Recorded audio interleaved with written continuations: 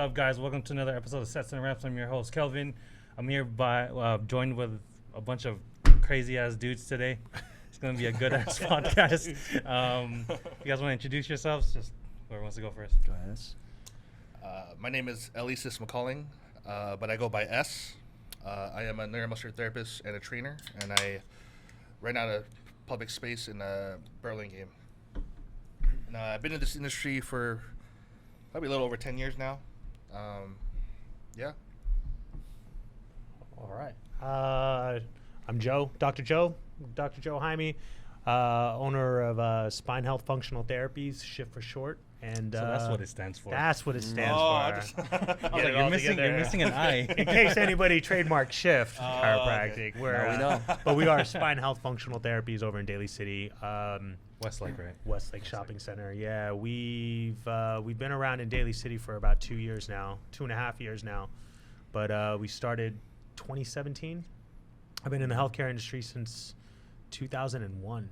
So I became a trainer and working with people since 2001. So yeah, here I am. Invited into podcasts now. Yeah, that's Yeah, right. It's pretty damn Hitting cool. the big time. You're on it after this. I made it. That's right.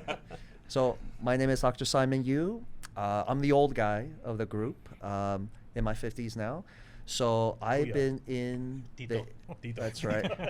I've been in the industry. So I own a clinic called Worldwide Integrative Healthcare. So we combine Eastern medicine with Western medicine. We do chiropractic acupuncture. We also do muscle balancing. We do hormone balancing. We do vitamin IVs, vitamin injections. So we do all kinds of things, all kind of holistic, and also Western medicine as well. So I've been in the industry since 1999, right? So quite a while, right? Quite a while. So over 20 years.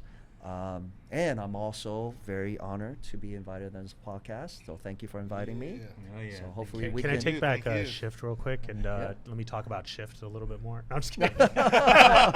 I'm like, shit, man, I didn't even talk about SHFT. Worldwide Chiropractic I over didn't say here. anything. That's right. I'm just a coach, guys. Yeah. I'm a coach in the So Bay Spine Area. Health One of the Functional top Therapies coaches. is a Not multidisciplinary. Not yet, That's not right. yet. One day, hope to be one.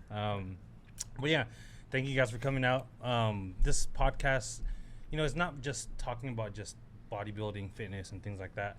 I also want to help educate out there that are kind of in the fitness industry, or in terms of people who are trying to go into PT, nursing, somewhere in the medical field, healthcare industry. Just kind of shed some light, just kind of dive into how you guys got into it. You know what I mean? Like, you guys are one of the top guys in the Bay Areas. You know what I mean? You guys have Thank your you. clinics. Appreciate that. You guys have so much experience, and a lot of people look up to you guys, and I want to help you guys as well as bring your shop out there, bring your business out there. So I appreciate thank you that, guys. man. Thank you. Thank you for very having much. us. I better get Yes. free services though. Okay. So, Free 99. All comes down back to that. Yes. It's going to hurt a little bit more. But Yeah. my plan hopefully works. So first question: how did you guys land in your profession? Like, was it something you guys wanted to do, or was it something that just kind of like it piqued your interest at first? Like, how did you guys get into your profession in the first place? Like, if whoever wants to start off first. That's a good question, bro. So I got into this profession after serving 5 years in the Army. Thanks for your service, man. Thank you. Thank you, bro. Thank you. I injured my spine, tore my knee, tore my rotator cuff, and I got tired of going to all the doctors and hearing the same shit. Oh, there's nothing wrong with you. You're still young. Oh, you're still young. You got time, right? And then every time I asked a different industry, they always had a different answer. Like, why does my lower back hurt? Oh, because your core is tight. Oh, because you don't walk enough, or you don't stretch enough. But why is it when I ask everyone else, they have a different answer? So I decided to go into this industry as a massage therapist, a neuromuscular therapist, and a trainer, so I can actually help myself, and to also bridge that gap and use myself as a network, so I can help, feed people to, give what do you call it? Sorry, I'm on hella pre-workout right now. This is all jittery. but basically bridge that gap, so I can give my clients to the right people, whether it's with me or with someone else or one of these guys, right? So that's why I got into this industry, is just to start healing myself, and then so I can heal others, right? So that's how I got into this industry. Nice. And I've actually seen you worked on Hadi Chupan. I did. Along with, I was like, yo, that's so dope, man. Like, yeah. Hit the I mean, big time now. he's a beast, man. He's currently number one bodybuilder in the world. Yep. He is one of the number one bodybuilding coaches right now. There was definitely a lot of pressure working with him. I was gonna ask you, like, how did it feel working on such a high caliber athlete? Like, you can't mess this guy up, like. Oh, let's just say that. You got a whole country looking at you right now. That's exactly what I felt. Me being, working on him live. Iran, yeah. If I mess up, man, their country will come if after I enter you. their athlete. You'll disappear. And Hani Rambad was there. Game over. And he was watching me too. He's like, and then one of the best coaches is watching me. I'm just like, all right, well, he's better just bring your A game. Yeah, I'm like, I'll be good. He's just another guy. He's just another guy. Nice, man. Yeah. So I was laughing because I'm looking at you and I'm like, dude, that's my story. I played ball for about 8 years, and once I stopped playing ball, that's when everything started to come around. But in high school and in semi-pro, I was under the care of chiropractors, and then I had no idea what I was doing when they were doing it to me. When they were working on me, I had no education behind it, but I was a trainer also. And then it was kind of weird, man. I have a lot of spirituality, and my mom actually died in 2011, and the week before she passed away, I used to manage her health and look at all the medical bills and everything, and she asked me, she's like, I was talking to her about her medications, and she was getting medications that were conflicting with her health, and I was saying, Mom, you can't take this and this and that, and she looked at me and she goes, Joe, I wish you were a doctor. Wow. And I was like, yeah, this is a week before she died. Yeah. And it was she died from a hernia surgery, from an outpatient procedure. Oh, jeez. So it was an accident for sure. But before we were prepping her for surgery. So, we were making sure she was taking the medications that she needed. And then, with she was pre-diabetic, so they already had her on some type of medications. And I didn't know much about it, but I was watching on the side effects and how it could be affecting her because she wasn't feeling very well. Yeah.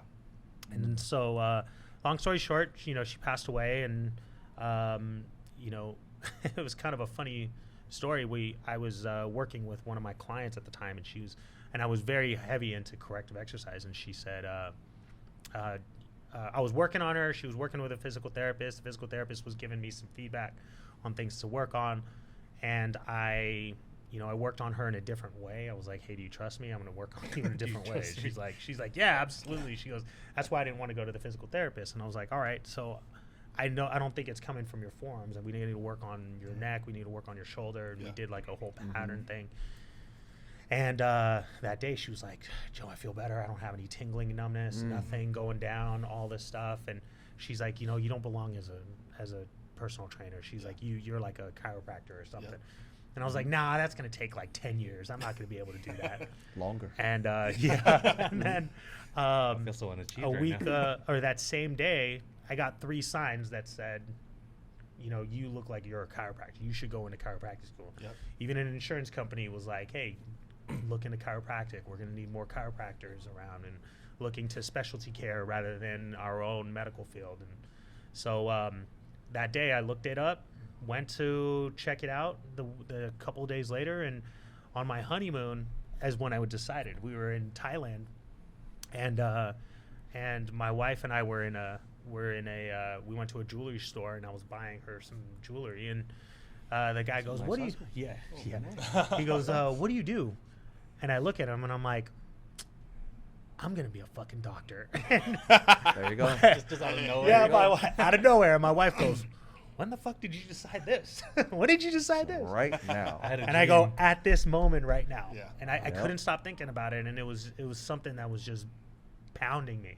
How old were you at that time, by the way? I was So you said when did I get married? So I got married 2000. Don't You better forget. know. 2012. You better not know. forget. 2012, 2013, so 10 years ago. So I was 31.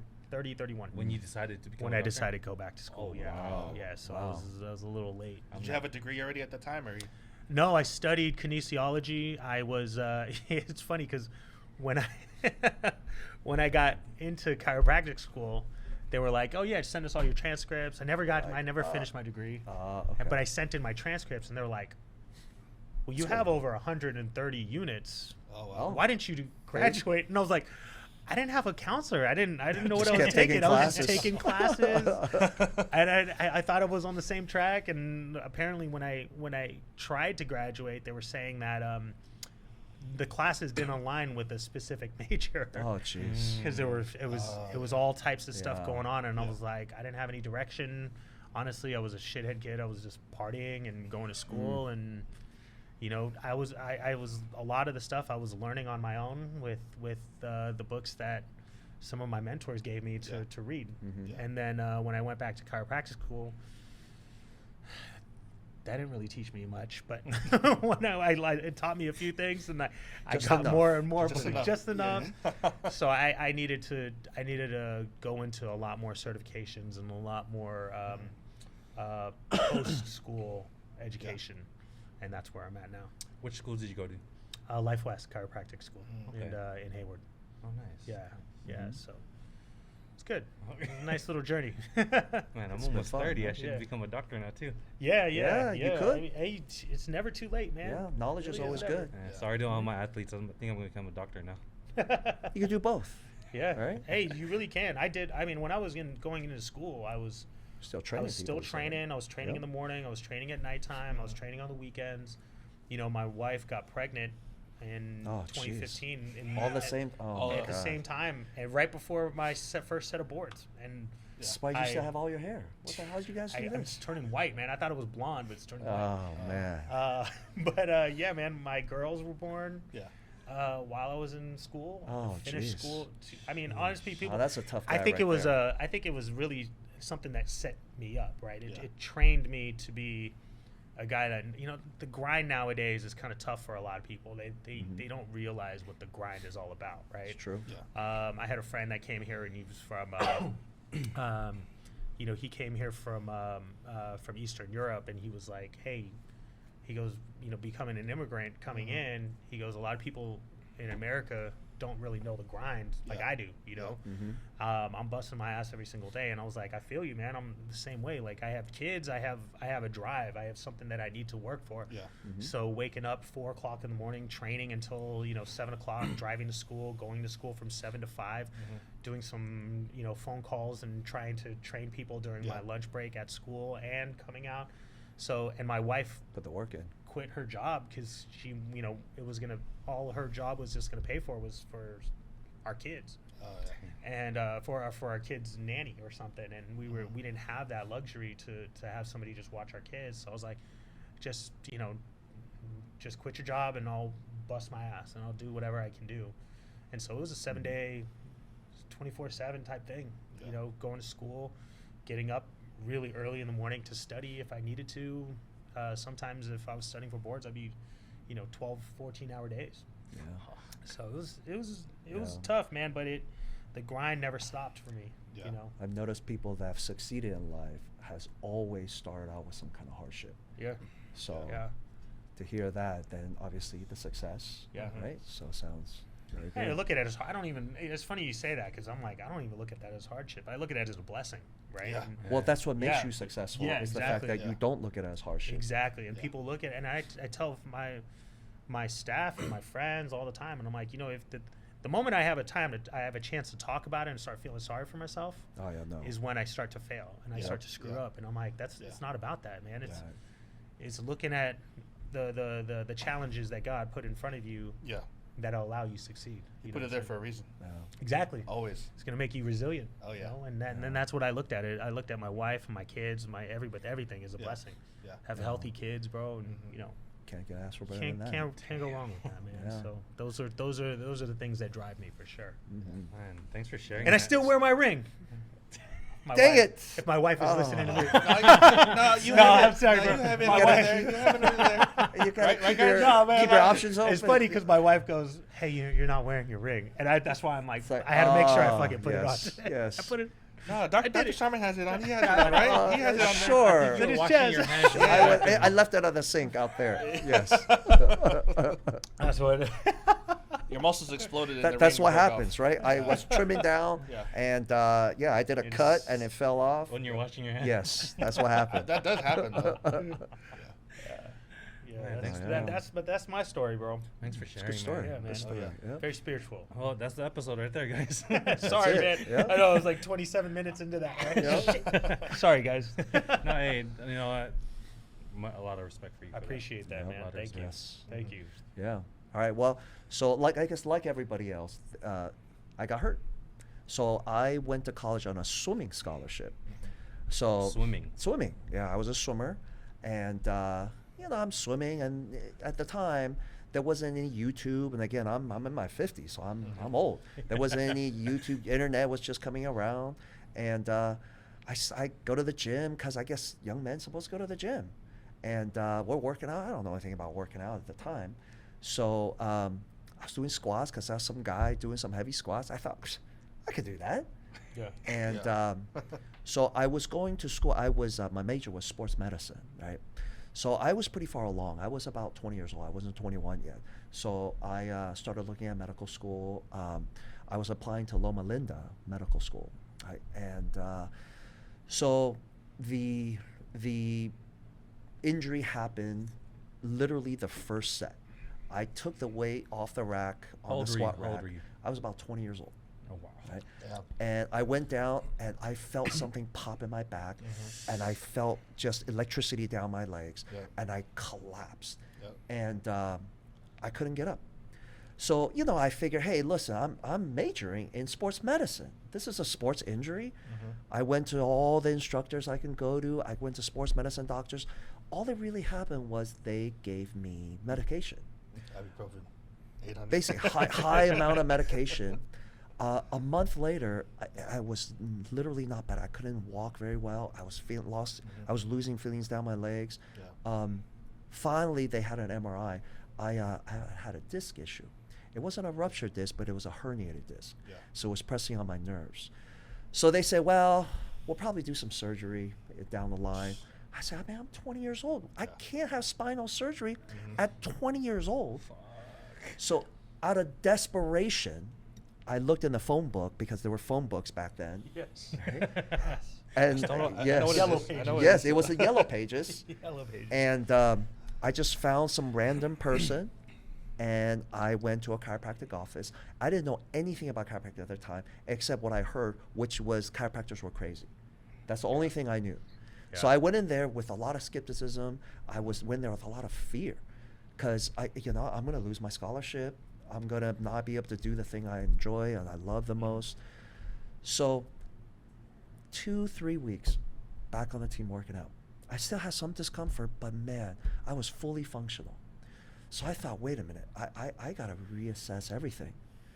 So then long story short, I just kind of changed a couple classes, and then I ended up going to Life West. Same with Dr. Joe here. So there I was able to get exposed to other great holistic things. Now, being Asian, I grew up with a lot of acupuncture. I grew up with a lot of body work. So I started turning back to that. It's interesting, as you go into medicine, I don't know how it became this way. People feel like you have to abandon holistic and natural health. No, it's a complement. Yeah. Anything that is for your health works. But I think in healthcare and in modern medicine, we forgot the word health. So what ends up happening, everything is just to suppress symptoms. Yeah. Right? Literally everything. Yep. Like a Band-Aid. Yep. Literally, if you go to the Everything, yeah. doctor, if you have heartburn, heartburn could be caused Pepsid, by yeah. many things, right? Yeah. Yeah, you just take antacids. Yep. Well, what about what causes it? Yep. If it headaches, it's just medicine. What about what causes? Don't care. Just take these. Yep. Well, for how long? Forever. Yeah. Well, what about my problem? Yeah. Like I had this back issue. What was I going to do? We're just going to give you dope, essentially, until we can't give you dope anymore. Then we're going to cut you open. Yeah.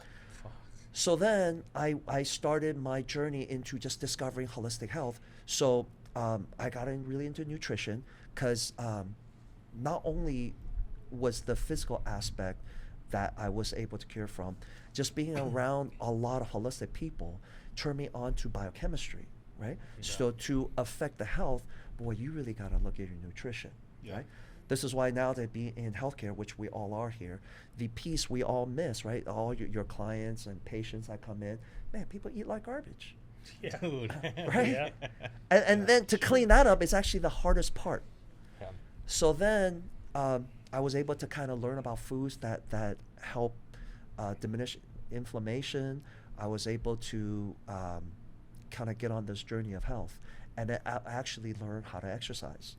Because also when you're an athlete, and this is what a lot of young athletes never learn, my kids are both in high school, and I see this, God, with so many of these kids. They learn about their sport, but they never learn how to exercise and eat Yeah. well, Body. Yeah. right? Yeah. Yeah. So when their sport ends, which it's going to end eventually, Yep. some sooner than others, now they all become obese. They all Mhm. become very unhealthy. And they talk about, boy, back in the day, I Back in the used day. to. Nobody cares about you used to. Yeah. It's about right now, That's Right true. now. right? That's true. Nobody Yeah. cares. Yeah. So this is why, I try to teach a lot of young people Mhm. about just health. Yeah. And also, what are you going to do when football, basketball, and baseball is over? Mhm. Is that it? Life is over? Yeah. No. So then I talk about correct spinal alignment. Yep. We talk about nutrition. Sure. And then later in my career, this is when I kind of integrated the Western medicine. Mhm. Because with the Western medicine, God, it's just a mess. We're really good at keeping people alive, Yeah. but we're not very good at keeping people well. Yeah. So then I got into the Western medicine, but more on the vitamin, the hormone balancing side. Again, we're back to wellness again. Yeah. Right? And also with the muscle balancing, we're back to wellness. Yes, I do care about your pain. I really do. I want you to be not in pain. But if I can correct it and make you be not in discomfort and be healthier, I think that's a better way to go. Better approach. Yeah. Right? So this is kind of where my journey was. I got hurt myself, like I think everybody here, right? Yep. I had to help heal myself. Yeah. And then through this journey, I was able to find both Eastern and Western medicine and how it integrated together. So Yeah. that's my story. And now after what, 24 years? 24 years? Holy crap, I'm that old? Shit. Yeah. Asian don't raisin, man. That's true. I don't have much wrinkles, right? No. And then you start to discover what really holistic health and what really healthy living, what that really is about. Mhm. Because people in my age group, oh man, it's like 1 foot in the grave, Yeah. right? Yeah. There's no 50-year-olds that are like going to the gym and talking about muscle building. None. There's a few. There's a few. Very There's a few. very It's small like few. 1%. One, yeah, not Probably even less than Yeah. 1%. Probably 1%. like 0.3. Yeah. 0.5. But why not, right? Yeah. Isn't the older people that's even more important? Oh, that's what Right, we teach so- right now. We've been Yeah. just getting on it. Yeah. 'Cause Yeah. especially in Filipino, Asian culture. Oh, Filipino jeez. culture. Oh yeah. Oh, It's I'm all too the- old. I cannot. Same excuses. The same Yeah. excuses. It You runs in can't- our family. Yeah. You don't it fucking does. run. Oh my You know? And then the white rice, right? All the starch. It's like, dude. oh, Yeah, man. Like, oh, my back hurt. Oh, put some Vicks. Oh, yeah, oh, man. Yeah. My grandmother used to, and she swore by this. She'd take garlic and rub it on your back. She's like, no, that's it. That's what's gonna get you better. I think I just smell like garlic now. Yeah. It's like Vicks. It's like like Vicks, Vicks, dude. Oh It's my just I like think a just Vicks, believing dude. that it works actually helps. Yeah. Yeah, there's that Could be. placebo Believing, effect. yeah. Could man. be. It really Yeah. does. Yeah. Oh, It really man. has that effect on it. Yeah, man. yeah. Oh, that's great. That's good.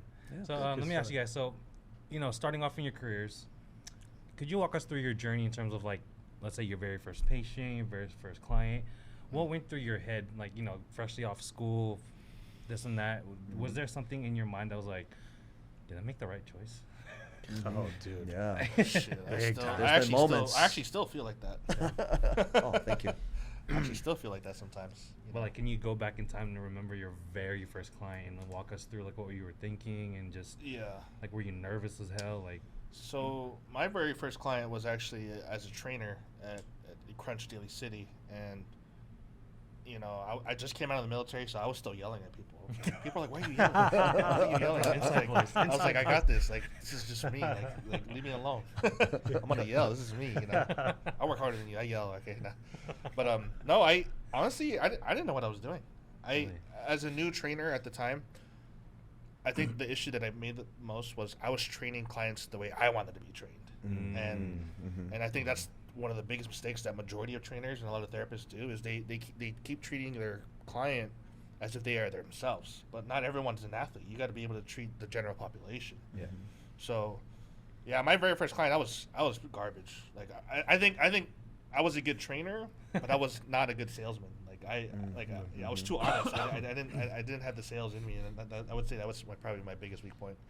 Also, when you're a new trainer, you kind of like I guess for me, I got so stuck on trying to impress that person that I was letting them tell me how to do my job. Like, oh, I want to squat. Okay, yeah, we're gonna squat, right? But then now, like, I'm like, no, that's hella wrong. Like, you don't go straight under. You don't go under the bar if you can't even squat on with body weight. It doesn't make any sense. Yeah, that's true. So I would say, my first session was pretty bad. Like, I just I had this mindset of like, oh, if they're sore, that means must be good. It must be good. Yeah. Like, but now anyone can make someone do 1 million push-ups and make them feel sore, right? But that was probably my first training session. My first bodywork session though. That was probably 2016, 2017. That one wasn't really in my style. It was more like Swedish, and that's because that's what they taught us in school.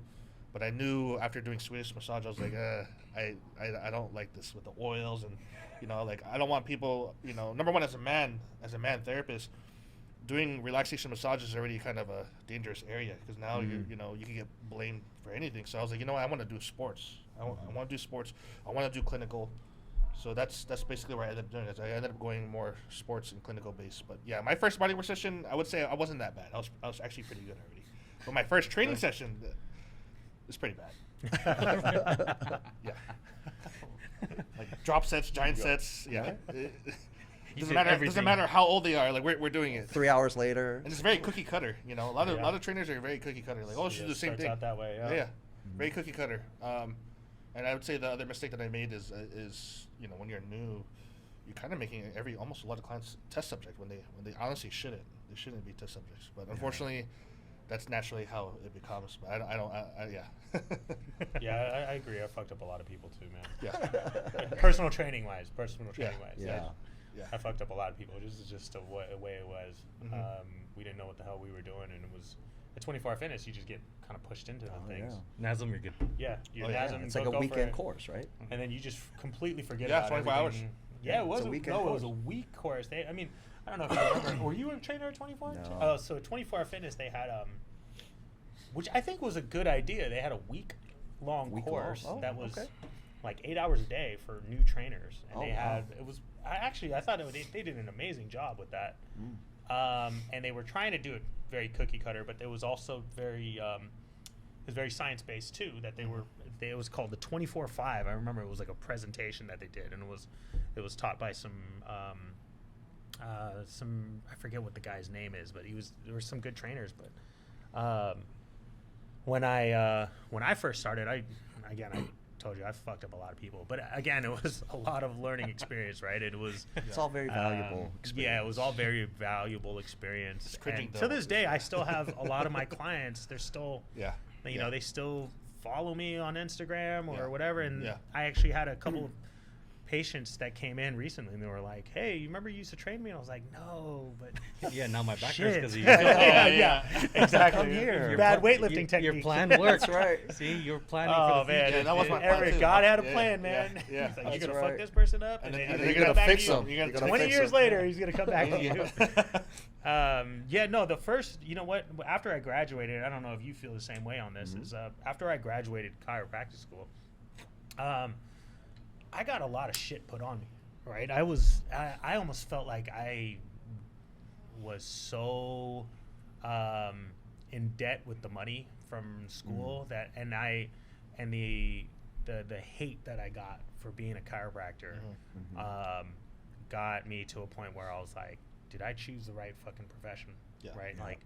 Did I choose the right path? And I don't want to say it like people didn't necessarily say like, oh, you're a piece of shit for being a chiropractor. They looked at me and there were some videos that I would post and somebody called me like a snake oil salesman, right? And I would get a, you know, when I started, I was at a biotech facility, and people would come to a class and they would just look at me and be like, no, you're full of shit, dude. Like, and so I honestly didn't like the philosophy behind what I learned in chiropractic school. And I couldn't, you know, when you don't believe in something, you just don't sell it. You can't sell it. You can't. Yeah. You You're can't not comfortable. I mean, because it's just I didn't buy into the whole. Hey, here's your joint that's out of place, that's dislocated, so on and so forth.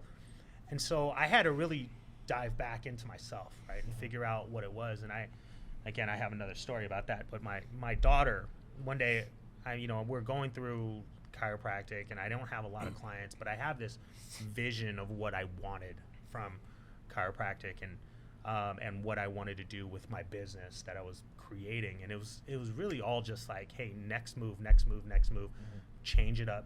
And it was I was kind of making it as I go, right? I was creating it as I go. And my assistant at the time, I'd already hired assistant. That was one of the things that my mentor, who was Nick Athens, was he was a 49ers doc. He went to me and he was like, set your assistant, that's the first person you get, and make sure that she takes care of you, and you gotta fucking take care of her. So I took care of her.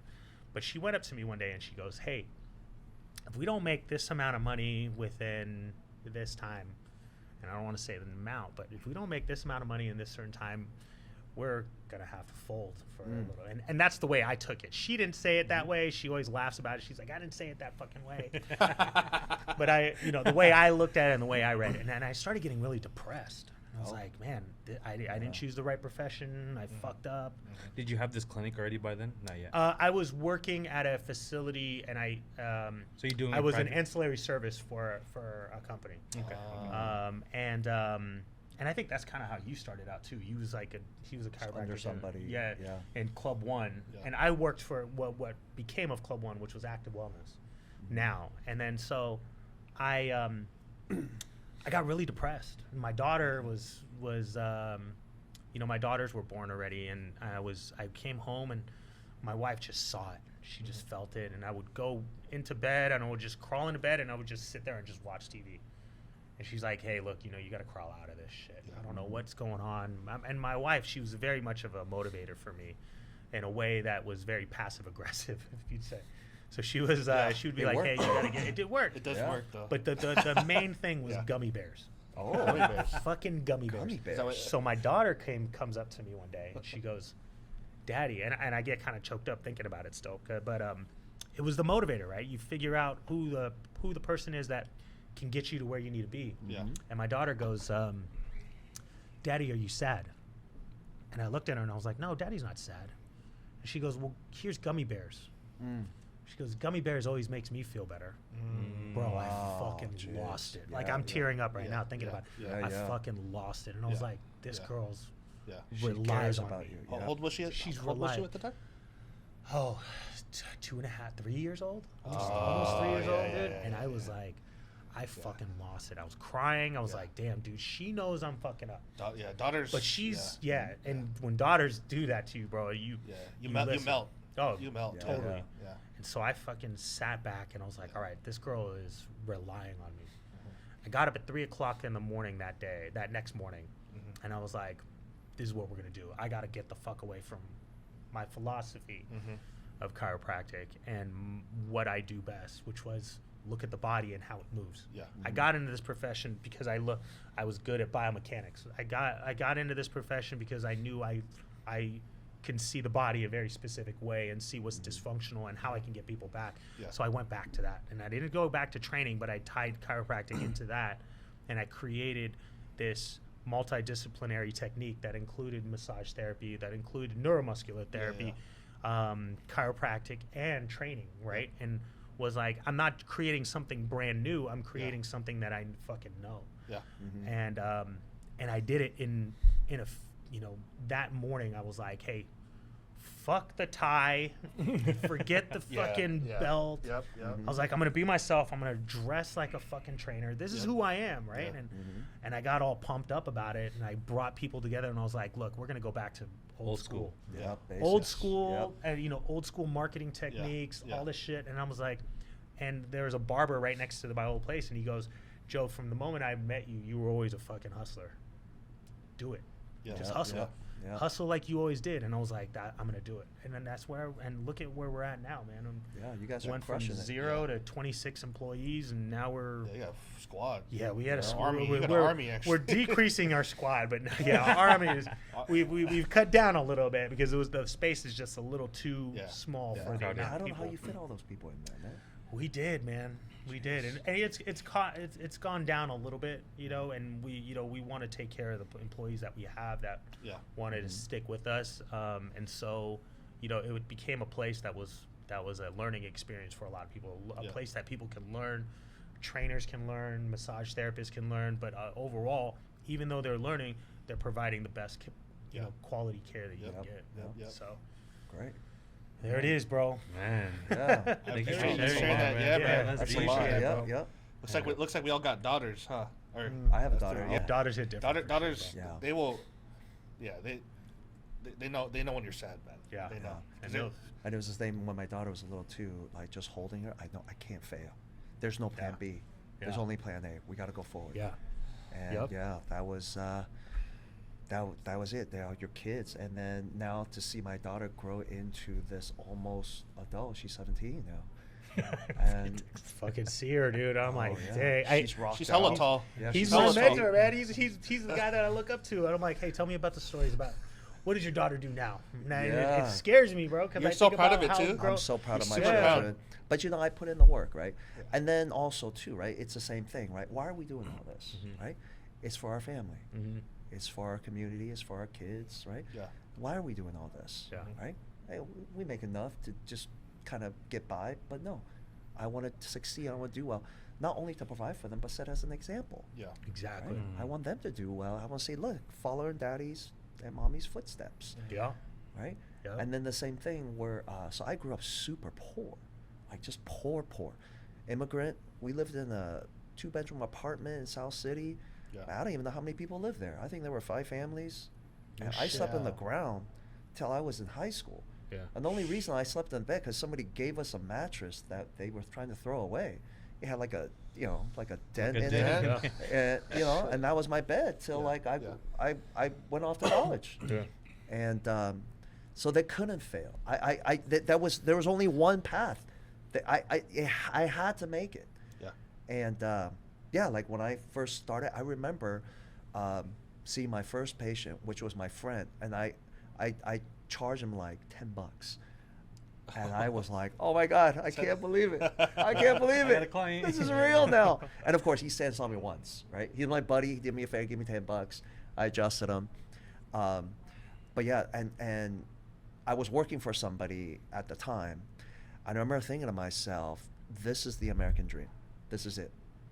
We came with nothing. I didn't speak the language, didn't know anything.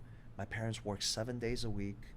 They didn't go to any of my, they didn't go to my graduations, right? Because they couldn't. Oh, They wow. were working. The only day my parents ever took off was my wedding day. That was the whole time I ever known my parents. That was the only day they didn't work was my wedding day. And the next morning, the restaurant opened at 6 a.m. like usual. Shit. Right? So I had to make it. Yeah. So then when I got out, I started seeing patients. I had this pressure on me that I put on myself, but also just this pressure. I'm the reason they came. I couldn't fail. The whole reason we made this journey and we could barely eat was because of me. So I had to keep pushing. So I would, get up in the morning, early in the morning, I will work out, and again, I was starting to get into bodybuilding. I was working out, and then my dream too was to start competing in bodybuilding. So when I opened up my business, I got my doctorate. I also wanted to be a bodybuilder at the same time, right? So I would train, I would work, then I would go network at any place I could. I would set up a shop in front of Walgreens and try to get people to know about me until they kick me out. Yeah. And then I would go to CVS And do the same thing. and then until they kicked me out. I went to DMV and started getting people until they kicked me out. Oh, You waiting for your I would ride the bus. that's a good spot though. And I would talk to people. Yeah. And then I would just ride the bus back and forth. That's marketing right there. Yeah, and then this is why I grind, tell bro. it's the grind, right? Grind. It's the I tell young people you got to put in some work, and then later you don't have to put that work in anymore, right? But in the beginning you got to put in the work. Yeah. And then not only was it that I felt this pressure that I had to push on, but I also, because it's made such a big difference in me, just holistic health, I never had back surgery, right? In fact, I feel really great. I still have a herniated disc where I completely manage with exercise, chiropractic, some acupuncture, tissue work. I completely manage that. In fact, I feel like I've never even had the issue. And I was like MRI diagnosed, like confirmed, right? Yeah. I feel like I got to get the message out. Yeah. I got to get the message out. I think it's getting worse now too, right? And I almost take that, it's all of our faults. Yeah. We're not telling people, man. Yeah. We got to tell people Yeah. about there's another option that is got to get people healthier, right? And in fact, and I hear what you're saying, when you first come out, people are like, oh, you just made yourself a quack. Yeah. I was telling them, fuck off, then don't come here. Yeah. Right? I got a bigger purpose, man. Fuck you, get out of here. I got a bigger purpose. The hate is not going to pay your bills. No, right. I have a bigger purpose. I need to get the message out, and I have to succeed.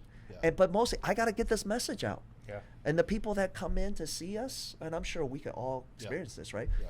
You, oh man, I've had whatever issue for however many years. Man, you're my last resort, right? You're my last resort. Yep. Yeah. So what do you mean by last resort? What does that usually mean? It means they're going to do something really drastic, Yeah. right? So my whole vision when I started seeing people, and yes, I want to succeed, yes, but it's we gotta stop this. We gotta bring health into healthcare, man. Yeah. Yeah. Right? Like when Gotta you bring work that on people education, who's had shoulder pain, and now all of a sudden they can do this. You get How much is that worth? You get high off that when you see. Yeah. the Oh, results. yeah. You're like. You get pumped. Yeah. You're like, oh shit. I had Doing this. shit You right. never get over it. Yeah. Too. You're just like, oh. I had shit. this lady Yeah. who came and saw me. She had they diagnosed her with Tourette's because she had this like Twitch. this thing Oh, what she shit. always did. Yeah. Yeah. Turned out Nerve impingement. things in her neck was off, and it was yeah. causing nerve damage, Yeah. right? Yeah. So we free that up. Doesn't happen anymore. Yeah. So of course her doctor said, that's impossible. You can't get rid of Tourette's with yeah. chiropractic. Yeah. And I said, it wasn't Tourette's. You just misdiagnosed. I wonder how many people Does it? misdiagnose, right? Oh, all the time. Yeah. Right? Yeah. We get it all the time. And then also muscular imbalance. Yeah. Right? How many people come in with back and they say, oh, well, you just, Or the another one's when they have jaw pain and Yeah. their dentist offered to take their teeth out. yeah. Oh, Yeah, fucking shit. TMJ. Yeah. Yes. They Oh, we God. need to take your teeth out. You just want to make money off me. Yeah. Yeah. And then when they get rid of the teeth, still Still there. hurts. Still Right. hurts. But now you got no teeth. Yeah. Yeah. Yeah. I've had people that come in literally spinal surgery, Yeah. right? Still have the pain. Yeah. Yeah. So now what?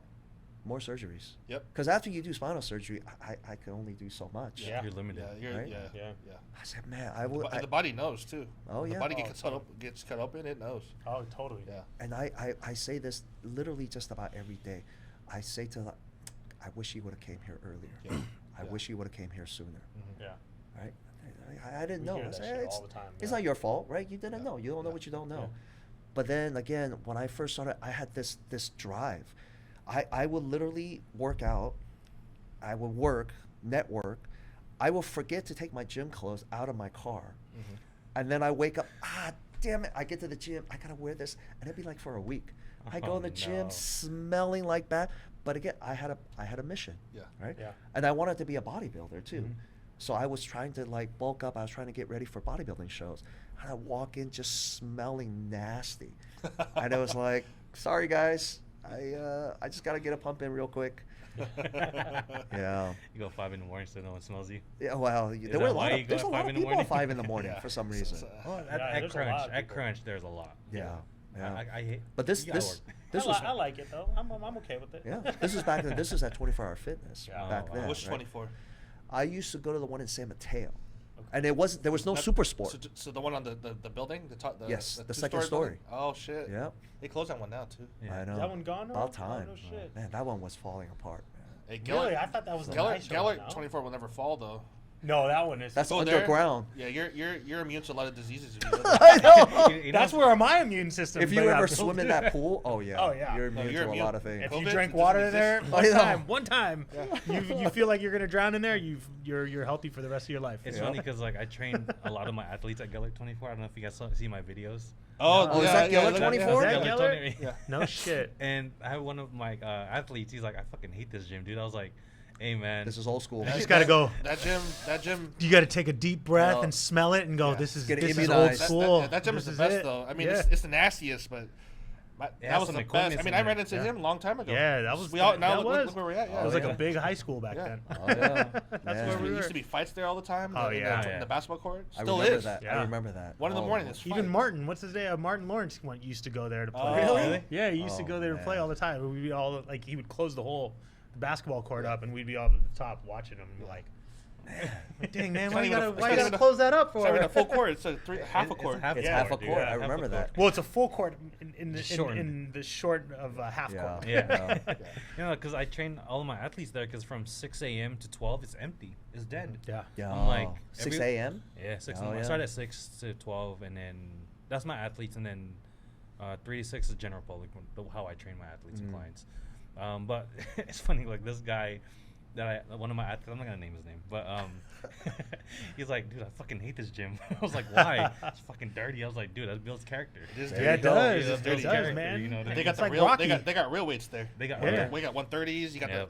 My dad Oh, used to yeah. call it Nautilus. Oh, I'm gonna go to Nautilus. What the fuck is Nautilus? And then See the again, Nautilus- I used to Nautilus. work out Yeah. when Yeah. it was 24 hours Nautilus. Yeah, he said Nautilus, and I remember as a kid Nautilus, and I was Yeah. like, oh, 24 Nautilus. Yeah. Machines even say Nautilus on Yeah, there. there's some Even old school there. Bautista worked out there. I remember Yeah. watching. Oh, it. really? I was benching next to. him.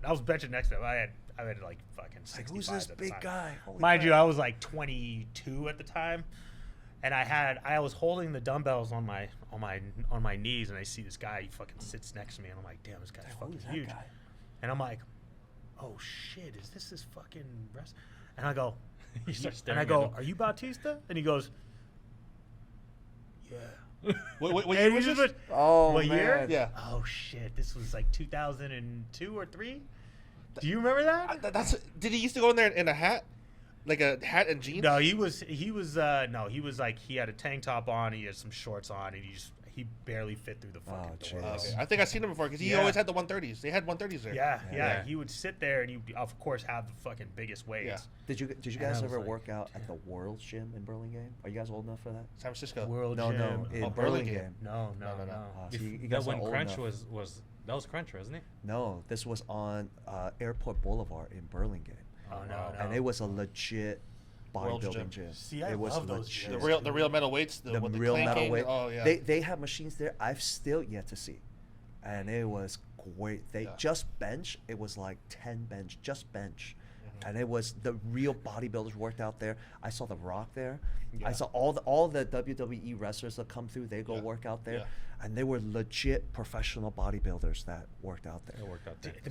The last big gym that I've been at that was like that felt amazing. It was like I felt like a kid in a candy store. I walked into it was actually in Monrovia, LA. I mean, LA has Oh, a LA, fucking ton yeah. of gyms like Yeah, that. yeah. but Old school, yeah. I walk into Monrovia of all places, and it was called Foothill Gym. Foothill. And walk in, and I'm like, holy shit, this is the place, man. I'd be here for hours. Yeah. Yep. And sure enough, I think I was in there for like 2.5 hours, and my wife was like texting me, "Are you gonna come home yet?"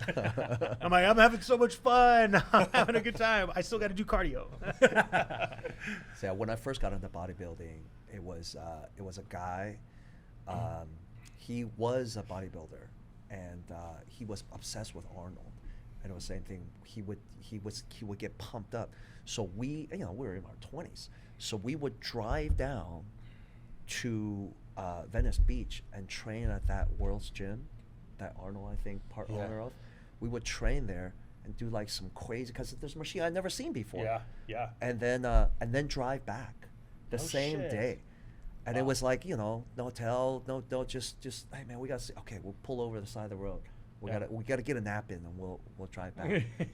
It was That's just dedication right there. yeah. See again, the grind, right? Yeah, the grind. If you're a young bodybuilder, man, you got to get motivation. What just what YouTube? No, Yeah. man, No. you got to go to the Mecca. where these greats and giants have You walked. get to right? see them in person. Oh, then you feel it. You walk in there, you see the pictures, Yeah. and you go, "Oh man, Arnold used this machine." It's just like, man, how can you not?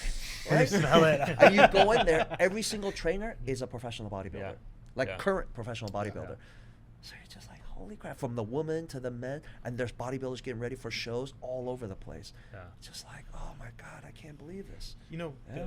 like listening to us talk and doing like talking about like where we were in the gym. There's not a lot of doctors that are considered that fitness doctor. Yes. You know what I mean? I Like agree.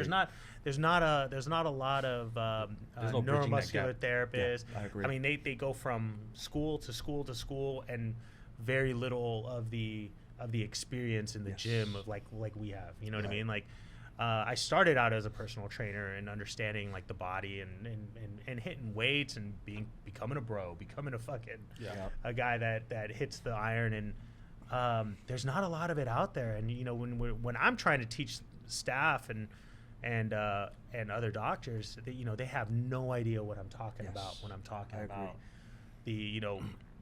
train it this way instead, or try this or try that, and they're like, that's not on web exercises, or that's not on the corrective exercise list that we ever learned. I'm like, you got to get away from like the exercise.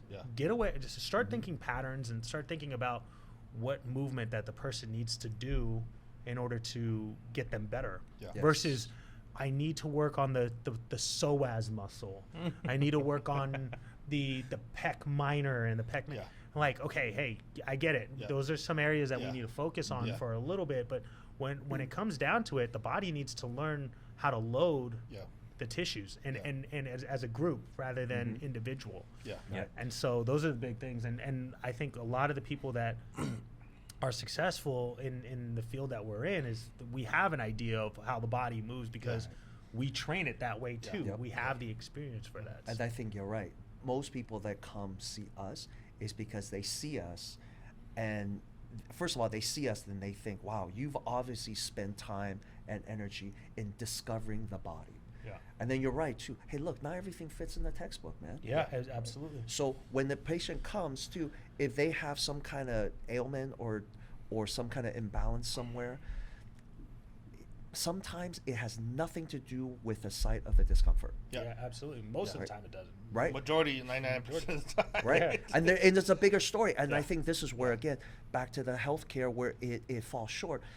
Healthcare is just, if you have foot pain, they will just look at your foot. Yeah. But being body workers here, and we all know, and also being weightlifters here, we all know, hey man, your hip, your pelvis, your spine could to do something to do with that. Yeah. But Victim versus the culprit. Yep. Nobody looks at that. And those of us here that kind of gone through it, we would start to look at things like that. Yeah. Right. And I think this is why, again, back to, we need to get the message out, man. Yeah, absolutely. Right. You know how many people that have had cortisone shots in their foot Oh, when it's a shit. pelvic misalignment? I was just telling you about my patient. Yeah. He had a surgery that went bad, and they gave him 3 cortisone shots within a matter of like 4 months. Oh, I'm like, see, you're not even you need supposed 3? to do that. Yeah, that's like, I was like, that's malpractice, man. That's Yeah. negligence Yeah. right there. That's you shouldn't be getting those many shots. And he's like, well, it feels better after I get it. And I'm like, Oh, you're, I'm sure it you're does. destroying your foot even further. Yeah. And Yeah. I was going to say, I think what makes us so successful is we're not just practitioners, but we're also consumers. Like, we've been on the Oh, other. yeah. We know what it's like to be on the table. We know what it's like We to be in believe doctor that. visits, What right? we do. And then not only that, like you guys, you have a whole team. You cover every aspect, right? And Yeah. and a lot of patients, clients, they always just come in like, oh, it just hurts here. But the thing is, you need to treat the body as a whole. Yes. Mentally, Yes. spiritually, and physically, everything. Yep. Sometimes they just want someone to talk to, and they already healed. Yeah, Yeah. it's Yeah, so really. true, Yeah. man. And The for brain me is a crazy as a thing. consumer, also like I went to this industry because I am a disabled veteran. I've been through the MRIs. I've done 5 MRIs. I've had doctors lie to me saying, "Oh, there's nothing wrong with your spine. There's nothing wrong with your spine. You're still young." What are you talking about? I'm in But pain. they just didn't want to pay me disability. That's what it was. Yeah. Right? VA. And I've torn my knee. I've been in a wheelchair. I've been on Percocets. I've been on opioids, and I know how addicting it could be. Military. When I damaged my spine. Oh, here's some ibuprofen, 800 mgs, 3 times a day. Oh, jeez. Just Right? forever, right? Yeah, and then Forever. I've been Oh, on the jeez. Percocets, and Percocets are opioid addiction is real. I was only on it for like 3 weeks, and I remember I would drink Phil's coffee every day. And one day I was drinking it.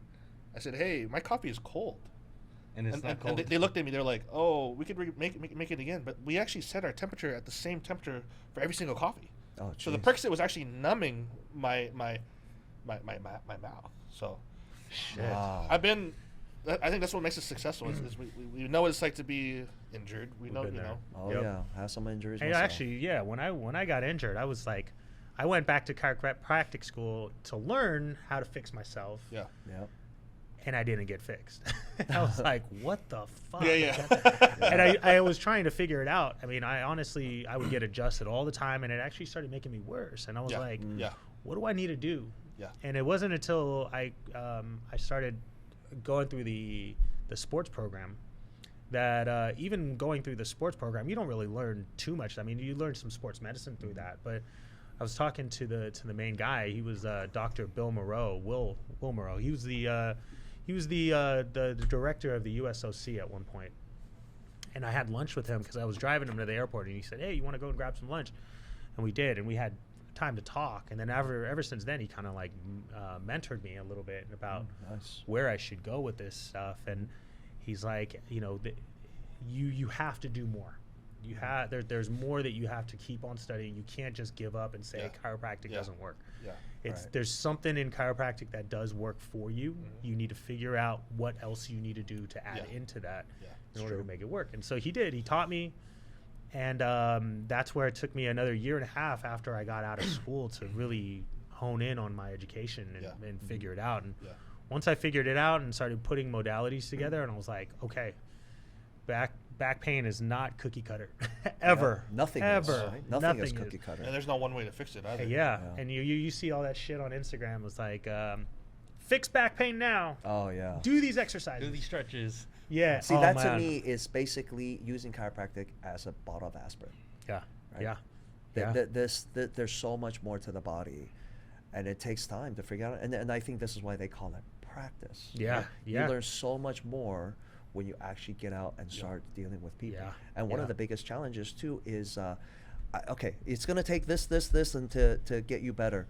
I don't want to do it. What do you mean you don't want to do it? Yeah. No, I don't have time. Yeah, majority of them don't want to do Oh work. my God! Yeah. I'll just Oh, come see dude, you when I'm totally. in excruciating pain. Okay? Yeah. Yeah. Oh my And God! then they get mad that you can't do anything in an hour. Right. You miss. So you got 30 years of problem, and you want me to fix everything in Yeah. It's still tight. one visit. Yeah. Of course, it's still tight. Yeah. You know, that's and it's funny you say that because there's a lot of people that expect that they amount don't- of Yeah, they don't invest in their own health. Yeah, but we also get shitted on for people that say to us like, and again, this was in the very beginning of my time was, why are chiropractors considered snake oil, or why are they considered pieces of shit when they're selling? We're like, we're moving things. We are moving. We're getting the body to access movement and allow mobility. Yeah. And they go, well, can't exercise do that? And I'm like, well, how many fucking people exercise? How many Right. people want to move? Yes. And more than half of my of the patient population, they don't get enough exercise. They don't get Right. enough movement. Right. And for us to move the body from the joint line allows for proper stimulation and a lot of positive stimulation in the brain. Yeah. Oh, so true. And for anybody to say like, oh yeah, why can't we just do that through physical therapy, or why can't we do that through exercise? Yeah. Great, do Yeah. it. Yeah. Amazing, go for it. Yeah. I want you guys to do all of that, but if you can't, and then there's a lot of people that still come to us and say like, this is not working. This is, and I'm like, well, you gotta keep up. Yeah. You gotta keep your body going. Well, And I tell a lot of people too the same thing, where to change the body takes a lot of time. Yeah. With anything, right? How long does it take for you to increase your bench press by 5 pounds? 6 months? How long does it take for you to put on 1 pound of muscle? Just 1 pound. Yeah. Uh, Good 6 habits months, are hard 8 to come months, by. right? So to change the body, for the good or for the bad, it takes time. Man. Yeah. Yeah, and I think the biggest problem too, in obviously in the bodybuilding perspective, or fitness in general, people are impatient. Very. Yeah. That's very. the one thing. Especially someone who's new to the gym goes in. Oh, I saw this guy on TikTok. Like I should try this movement, this set. Yeah. Yeah. And then they're doing it. They're like Yeah. shitty form, Yep. improper technique. Yep. I want this body. I want this body. I'm gonna start Now. taking X, Y, and Z. Yeah. Yep. And I think that's misconception a lot of people have, especially those who are younger. They don't hire coaches, trainers, which is fair. You know, we all started off by ourselves. You know, we all start from somewhere. But obviously, if you're not progressing or you keep getting injured, you might want to reach out for some help. You know, that's the number one thing. Put your ego to the side. Put your pride to the side. Learn from someone. You know what I mean? Like, even with me as a coach right now, I'm still learning from a bunch of coaches. You know what I mean? Like, for me, I'm never going to be like, oh, I'm the best. I already know everything. I'm just like, you know what? No. Yeah. And they even tell us a lot of young people, you know, in terms of fitness and also just about healing is, what am I doing wrong? Nothing. You just got to do it more. Yeah. You just got to do it longer. That's it. Consistent. Yeah. And I always try to tell my clients that recovery or anything you do is not linear. It's literally a lot of ups and downs. Oh, yeah. Like, if it was linear, I'd be fucking rich. Yeah, no kidding. I would charge more. Yeah. You want to be done? You want to be healed in 1 hour? I got you. Oh, I'll yeah. charge way more. Same thing. You want me to fix you? If I could fix you in one adjustment, 20 grand. Yeah. 20 grand adjustment. Yeah. Right? And then again, like, that's why I think it's important that you guys have a full team, because the thing is, like, even chiropractic care and massage therapy is not enough by itself. Yeah. It's literally passive. Yeah. It's passive modality. You do the work, and a lot of people complain, oh, it's back to normal. Of course it's back to normal, because the missing link is we didn't fix your form. We didn't add the active portion to it. Yeah. We didn't change. We didn't assess your gait. We didn't look at the way you walk, and then look at the actual root of the problem. Because thing is, majority of people that say, I don't know why I'm hurting, they do know why they're hurting. do know. They know why. They just don't want to admit it. They just don't want to admit it. Because it's something they don't want to change. I don't know why I have gout. I don't know why my lower back. Oh, no. You know why. Filipinos with the gout and shit, right? I don't know. You know fucking why you got it. What'd you eat yesterday? You know why. I don't know why I'm gaining weight. Yeah, you do. Yeah, you do. Don't say you don't know why. So 'Cause majority. we do medical weight loss in my Yeah. office, right? You Yeah. should see so many people just push responsibility, right? I had to have the donut. I had to. Yeah. What do you mean you had to? Does somebody have a gun to your head? Yeah. No, I have to. Well, you know, it's at work and people brought it. I have to. No, you don't have to. Yeah. I didn't lose weight. I had to eat donuts, and it's your fault. Yeah. It's like, wait, I didn't make you eat the donut. You ate the donut. Or they'll say, oh, God, my diet is perfect. It's perfect. Perfect. Well, what'd you have for lunch? Well, the lunch didn't count because I had pizza. Okay, what'd you have for dinner last night? Well, that didn't count either. Yeah. Well, yeah. Okay, I just We asked you heard 2 all those meals. fucking Yeah. things Right? before. I've had a So- lot of, especially like my lifestyle clients. Yeah. Like, you know what I mean? Like, the blueprint's there. You know, Yes. and some It works. Some accountability. I'll check in, like, hey, you went up by 5 pounds. What happened? Like, I've been following the macros. I've been following your meal plan. Like, and then But I check. see you on Instagram with nachos. Yeah. You didn't put that on your Those nachos were good though. Yeah. They You know, were it's the good. margarita and the nachos you didn't put on there. What happened? It's that accountability that people Yeah. lack. You know what Yeah. I mean? Yeah. Like, it's set in there for you. You just have to follow it. Yeah. Yes, That's yes. the number one thing. Yeah. It's true, bro. I think, and I tell not just people I work with, but my kids now too.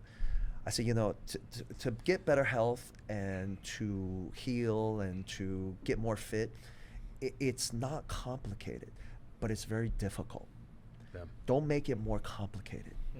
Right? A lot of Yeah. people, especially That's young a great, people, That's they a great way to look at it. Yep. right. You want to make it all complicated. Am I supposed to turn my hand this way? Am I supposed to turn my hand Yeah. this way? The answer is yes. Yeah. Yeah. Well, which way? Both of There's them. there's no one Yep. way. Yeah. Yeah. But don't make it all complicated. Is it this way 2% better, or is it this way? Is it? Just do it. Just Keep it Just do simple. it. Just show up. Yeah. Just show up. Yeah. Show up and do it. Yeah. Right? But most people don't. Right? And again, being in my 50s, as people get older, you really see people drop off. And I have a lot of friends that are in my age group. They constantly, oh gosh, I gotta do something. I gotta go. Did you say that last time I saw you? You've been saying this for the last few years. So, and just again, no accountability. And I think this is again, and I always tell these people, what you should do is hire a trainer or hire a coach. Pay. You have to pay. If you pay, you'll take it more seriously. Right? Yeah. Same with us. Yeah. You need to pay, so order to you'll get it take done. it seriously. Exactly. It's an investment. Right. That's the number one thing. Then you'll take it seriously. Yeah. And I think the worst part about it in today's generation is that when you give them a rate or give a price, they're like, oh, that's too much. Yeah. It's like, man, come on. Like, if you take some things out of your life that you're doing on a daily basis, like going to Starbucks, Yeah. Yeah. fucking. It's like, do you want me to make you feel bad right now? Because I can tell you this. Right. Exactly. And also, Or do you want me to just tell you my rate? yeah. Also, my response there. to say, well, Yeah. it's too expensive. Okay, it's too expensive. How much is chronic disease cost? Yeah. yeah. Right? How much is not being able to walk upstairs cost? Yeah. Right? You want to help expensive, right? I don't have time. How long does it take for you to wait in the doctor's office? Yeah. Right? Every time you go to the doctor's, it takes at least an hour. Yeah. Right? That you could have spent that going to the gym or working out. Yep. But instead, you're now here with your chronic illness that you can't get rid of now, that you got to go to the doctor so often. Right? You know, how much does a handful of pills, how much does that cost? Yeah. Yeah. Not only is it money, but it's your health that is costing. Yeah. Yeah. So- Yeah, I feel like in life we're gonna have to pay for it somewhere. Oh, yeah. Even when when it's time to die, you got to pay for it somewhere. Oh, Even yeah. after. Yeah. Absolutely. Everyone's got to answer for something when it comes to the end. Yeah. Oh, yeah. Always. In sales, I don't even say that anymore. I don't even talk about that. I literally just go up to them and go, "This is what we're gonna do to fix you. Here's your plan. Yeah. Do you want to fix it or not?" And it's up to you. Honestly, yeah. I never hard sell. I never try to get people to feel bad about themselves Yeah. in Yeah. what they're gonna do. But they know. They as know. soon as I look them in the eye and I say straight up, "Look, this is what we're gonna do. Here's your plan. We're gonna fix you this way. Mm-hmm. This is," and it doesn't end there. But if you want to do it, you can. If not, go ahead. It's all good. It's totally up to you, bro. You could talk to the front about it and let them know what you want to do. Yeah. Yeah. Cool, you do have some pushback from people because of the expenses and stuff. And I'm Yeah. like, look, I'm here for you. Yeah. If you want my services for me to be able to make you better, but that's how confident I am in making sure that you can get better. Yeah. Yeah. But there are the aspects of me educating you, and that's what the whole idea of doctor means. That's Right. that's Means teacher. what it means. It means Right. teacher. I'm here Yep. to educate you. But if you're not ready for me to educate you, and you're not ready for me to teach you, Yeah. Yeah. then it's all good. No hard feelings. But if you want to get better, this is what you're gonna have to do. Yeah. And you're gonna search for it in any other place. Go ahead. Mhm. They always come back. Yeah, I'm the same way where I'm more than 24 years I'm in. Yeah. Right? I no longer do the hard sale. I Yeah. just said this is what we need to do. Yeah. And after a while you develop, some trust in the community. Yeah. Yeah. By the time they come to me, I'm sure by the time they come to all of Yeah. y'all, Yeah. they already have, I heard about you. They know My already. cousin, Yeah. my friend came Yeah. here. Okay. Exactly where I'm gonna come. And yeah. then typically people that stick with it, it's like anything else, right? You stick with it, you're gonna have positive improvement. You're gonna have positive result. Yeah. And there are certain individuals that don't follow through, but I would say at this point in my career, it's rare. Yeah. It's really, really rare. Wow. So, Pain. Yeah. That's one other thing. that's a motivator. What I was gonna say is the sensitivity about pain also, right? With people, oh, you hurt me. I'm sure you got chiropractor. Hey, Simon adjusted me. He fucked me up. Man. No. He hurt me. Oh, yeah. No. Oh, you get that all the time, and I go, and one of my things, one of my responses, I'm like, look, it's a manual therapy. There's always a possibility it could happen, Yeah. Yeah. and just because there's, it doesn't make that person bad. Yeah. It just makes it Yeah. look bad, but it's Yeah. not. It's Yeah. like you get a world renowned chef to cook for everybody, and that one person goes, dude, I didn't not really that good." like that. Yeah, I didn't like yeah, it. yeah, So yeah. you know, And it's all of funny. a sudden you're Yeah. shitted on by Yeah. a ton of people. It's funny you say that, and also the perception of pain, right? Do you mean it hurts or do you mean it's sore? Sore. Right? Yeah. So people don't know the difference. Yeah. It's like people that get a trainer and go, "Oh God, I hurt all over. I'm hurt. It's so They They painful." don't know the difference. They don't know the They difference don't. between sore Yeah. and also, right? Pain. This is why, like in Chinese, there is a different word for like soreness. It's called sour. Yeah. So Yeah. when you're I've heard people say that. yeah, it's when like- when you get adjusted and you free something up, now it's like if you're contracted for a long time Yeah. and you let go, the Chinese call it sour. Yeah. So it's not pain, it's sour. Yeah. Yeah. So then that distinguishes in the English language, right? They can't distinguish the pain that's positive and also just pain that's bad, Yeah. right? Yeah.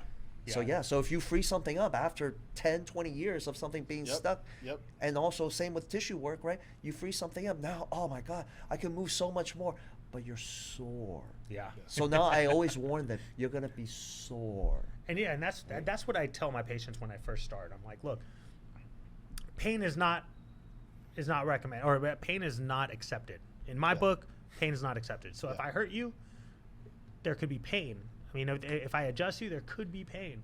I don't want that. That means I put too much stimulus into the system, and have you guys understand why you could be in pain or why you could have gotten injured from what I do, right? But there's a difference between soreness and pain. Yeah. Right. All And big. soreness is, hey, you just worked out, you just did a hard workout. That's okay, and I accept that, and that's totally cool. Yeah. I want that to happen because that's when we understand that we're making some changes. I realize people don't know The differences in because that. people, even muscle soreness. You know how many people their definition of exercise is soreness. walking their dog, Yeah. right? That's their intense, heavy exercise.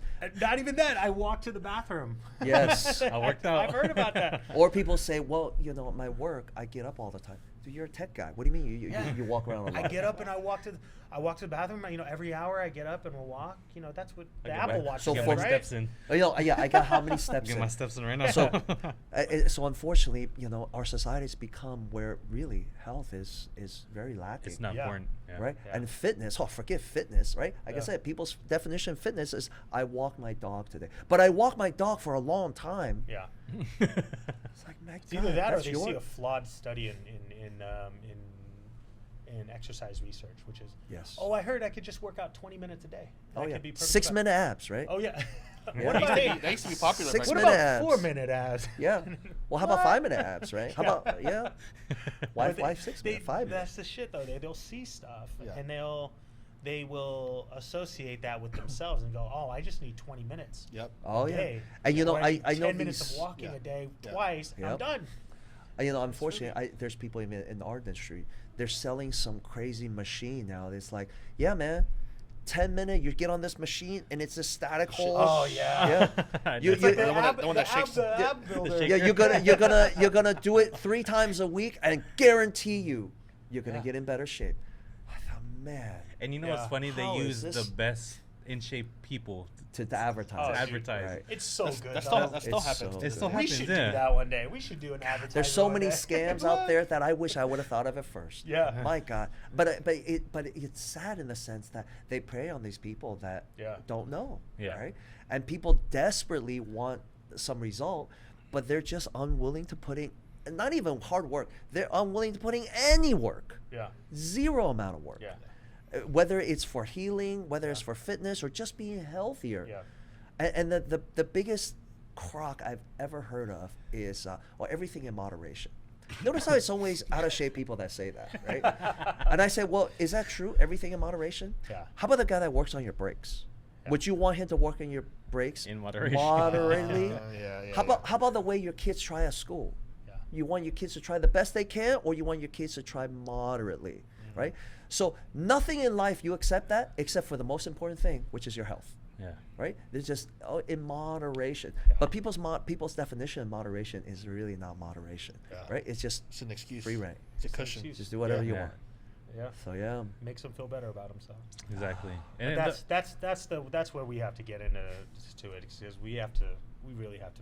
Right. This start is what I said in the educating beginning, and right? pushing people. Yeah. We got to get the message out. Yeah. Yeah. Right? And Yeah. and for me as a coach now, it's, you know, a lot of people think it's doing 60-minute cardio a day, 80, and then just watching what I eat, cutting carbs out completely. I'm like, dude, no.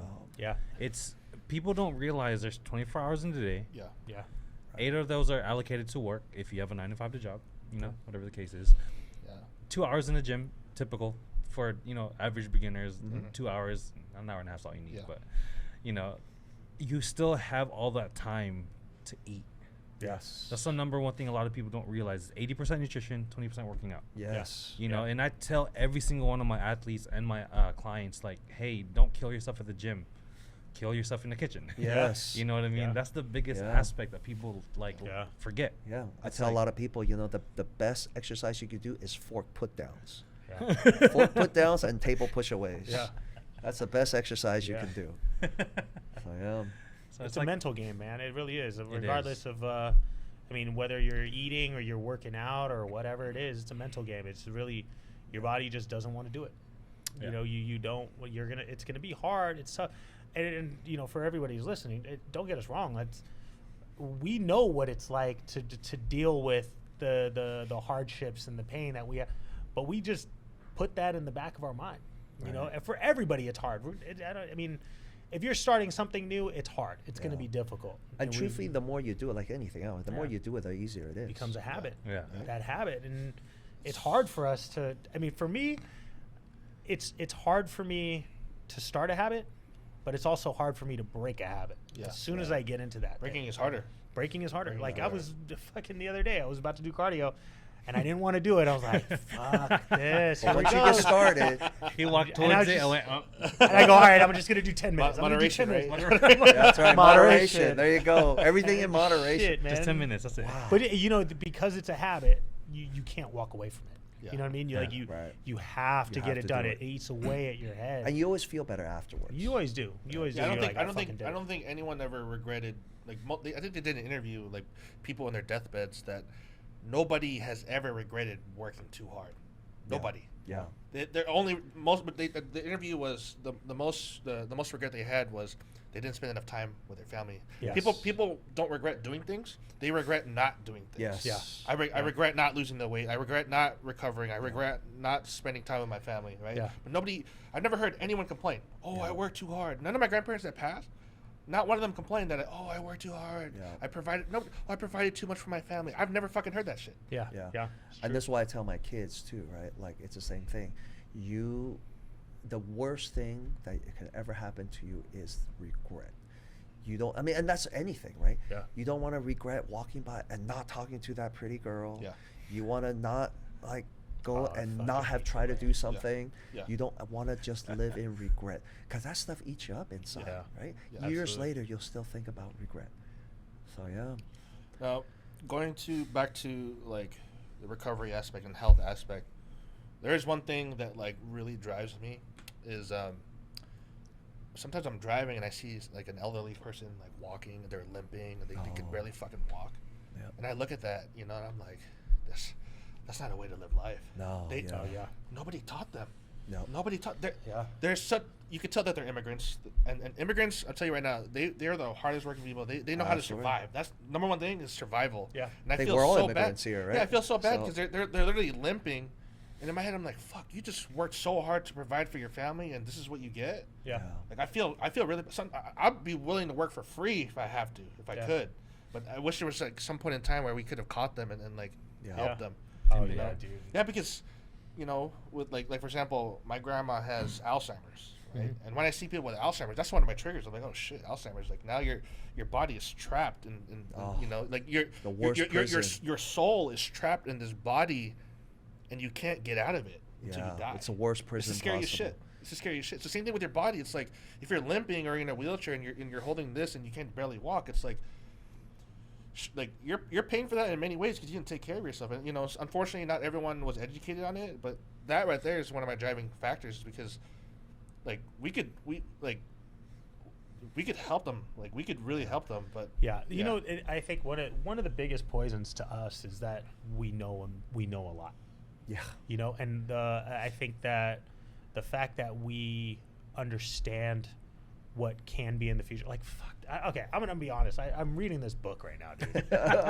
Holy shit! I told you about this. Yes, Yeah, you did. You did. I'm reading Outlive by Dr. Peter Attia. And now, here's the thing about this book. It's an amazing book, Mhm. but it's scaring the shit out of me. Mm. And it's needed because it's changing my perspective on a lot of things that I was really in denial about, right? I did genetic testing. I did genetic testing for my diet and I got that gene, the Alzheimer's gene, what they call is ApoE gene, Mhm. right? shit's scary. ApoE4, right? And if you watch Disney Plus, there's Limitless on there with Chris Hemsworth, and there's there's a mental one on there. He's a 4.4. I'm a 4.3, so I'm right under him, but I'm in the 80th percentile, which means that I have a high risk chance of developing Alzheimer's based off of my genetic disposition. Oh shit. Now, I'm in denial about that type of stuff, but at the same time, now I'm reading this book and I'm like, It's just real. Fuck, that doesn't it's have to be your real, fate. man. And it's, you know, It doesn't. it almost needs to be a real scare tactic for everyone. Again, I put myself in a lot of my patients and a lot of my clients, and I educate based off of experiences, right? And it doesn't have to be a fate exactly, Yeah. but Yep, it, you does know, not. you read these things that it almost has to be a scare tactic in order for people to realize that Yeah. it doesn't have to be a fate. Yeah. Right. Like liver enzymes and fatty liver and things that you do and drinking too much and alcoholic livers and heart disease, Alzheimer's, dementia, diabetes. You know, he calls it the horseman in the book. And I understand it because I've been through the educational process. I know the chemistry, the biochemistry of all that stuff, and how it can how it can affect individuals. But going back into that, I wish we can tell everybody, right? I Yes, wish we could. yeah. I wish we could tell the older generation Yeah. that grinded so hard Yeah. how we can help them. Yeah. And it's out there, and we're making that change, and slowly it is making that change. I mean, high school. See, unfortunately, though, Yeah. here's the thing, right? Because I do have the Western side in my Mhm. office. The change is going the other way. Yeah. The change is not going in the good way. It's And you're right. depressing everything. Yeah. I think we are the curse we do have is we do know a lot about health. Yeah. And it's very frustrating. And again, we do medical weight loss in my office. When I see patients that come in that they just care about losing weight and not their health, Yeah. I said, man, you got that backwards. Yeah, You dude. really got Yeah. that backwards. And then again, being Asian here, right? Our family it's all about the white rice. Yeah. Right? Yeah. And I remember years ago, I told my parents, who now both have severe diabetes, and diabetes is one of the triggers of Alzheimer's, right? Yeah. Big time trigger. Yeah. It's like diabetes part 3. Type 3 now. It's so crazy. I remember telling my parents, hey, eating white rice, it's really bad for your blood sugar. I remember my dad looked at me and go, what are you talking about? Rice is steel. I'm giving my body steel. He did this thing with his thumb. Steel. It's steel. Yeah. And I thought, wow, how can I break that? You can't. That Yeah. mentality. You It's can't. hard. And then also too, here everybody works out, right? I remember my parents, my grandparents, my aunt, my uncles. Simon, why do you want to make yourself look so fat? I said, no, Auntie, I'm putting muscle on. No, that's terrible. Yeah. That's Yeah. terrible. Yeah. Yeah. So It's the even when perception. we try to get the message out, sometimes you're met with this cultural Yeah. barrier, Yeah. right? But that also, that makes a lot of sense though, because I mean, here's what Rich Thurman. I don't know if you guys know who Rich Thurman is. Rich Thurman also he's a guy that, like us, very fitness oriented, and he does a lot of FRC right now. But he RT3. RT3, yeah. Yeah. Yep. Upgrade guys. Yeah, upgrade guys. I know those guys. Yeah. So Rich, Rich and I go, a few years back, over 12 years back, 13 years back. But he, one of the things that we had a conversation about back in the day was with, he was talking to my buddy John, and he was like, when I went to Asia to live and to teach people about fitness, I came over there and I said, hey, you know what? You can't eat rice. And all these Asians look at me and go, what the fuck? Yeah. Yeah. Who the fuck are you? And goes, and they, but that sparked it in my head. Like, Yeah. okay, if I'm trying to lose weight, how do I enjoy my lifestyle change with Asian food Yeah. and not Yeah. the Western diet? Yeah. And so, can we still eat right? You can. You just got Gotta to eat understand what it less, means. right? Yeah. And like white rice refrigerated is a completely different story from white rice freshly cooked. I don't know if you guys know yeah. that, but Yeah. Yeah. but just understanding like nutrition in that way and time. There's a Filipino fitness culinary group out there. What? Damn it, Mighty Mike uses it. Easy Oh. meals. Easy Yeah, meals. easy They meals. use Yep. they use like longanisa, Yeah. adobo meatballs, And it's healthy. It's Yeah, healthy. yeah. So you can make it healthy. You can. Yeah. You just gotta be. You gotta I mean, pay to, you you gotta gotta pay to smart play about too, though. it. You gotta pay. Yeah. Well, you also gotta. Even when you do make it. I mean, I started when I started going on my kicks, and then whenever I would lose weight and cut up, I would go into Asian food and be creative with it, right? Like, how can I be creative with this stir fry? Not only that, China. I mean, there's so many studies out there with the China study. I Yeah. don't know if you know that the China study, and the reason why they call it the China study was because they were figuring out like how do these guys live for so long Yeah. in China Yeah. when we Yep. thought that they were unhealthier ones in China, when in actuality No. they're way healthier. Yeah. So how do we do that? You know, everybody goes, "Oh, Chinese food is so bad for you." No, Nah, man, you don't know what the fuck Chinese food That's really here. is. It's right? here. Yeah, American Chinese food is Yeah. really bad for So you. here.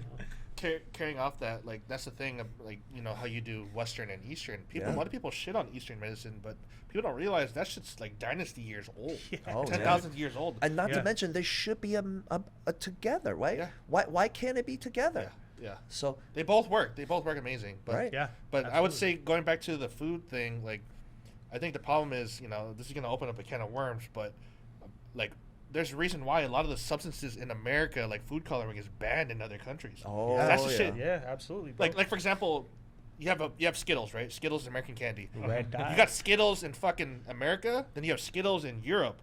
Oh, One yeah. has no food coloring. yeah. Yes. But they do the same activity. They fucking drink, they eat, you know, they walk, Right. whatever. They drive their electric cars, whatever.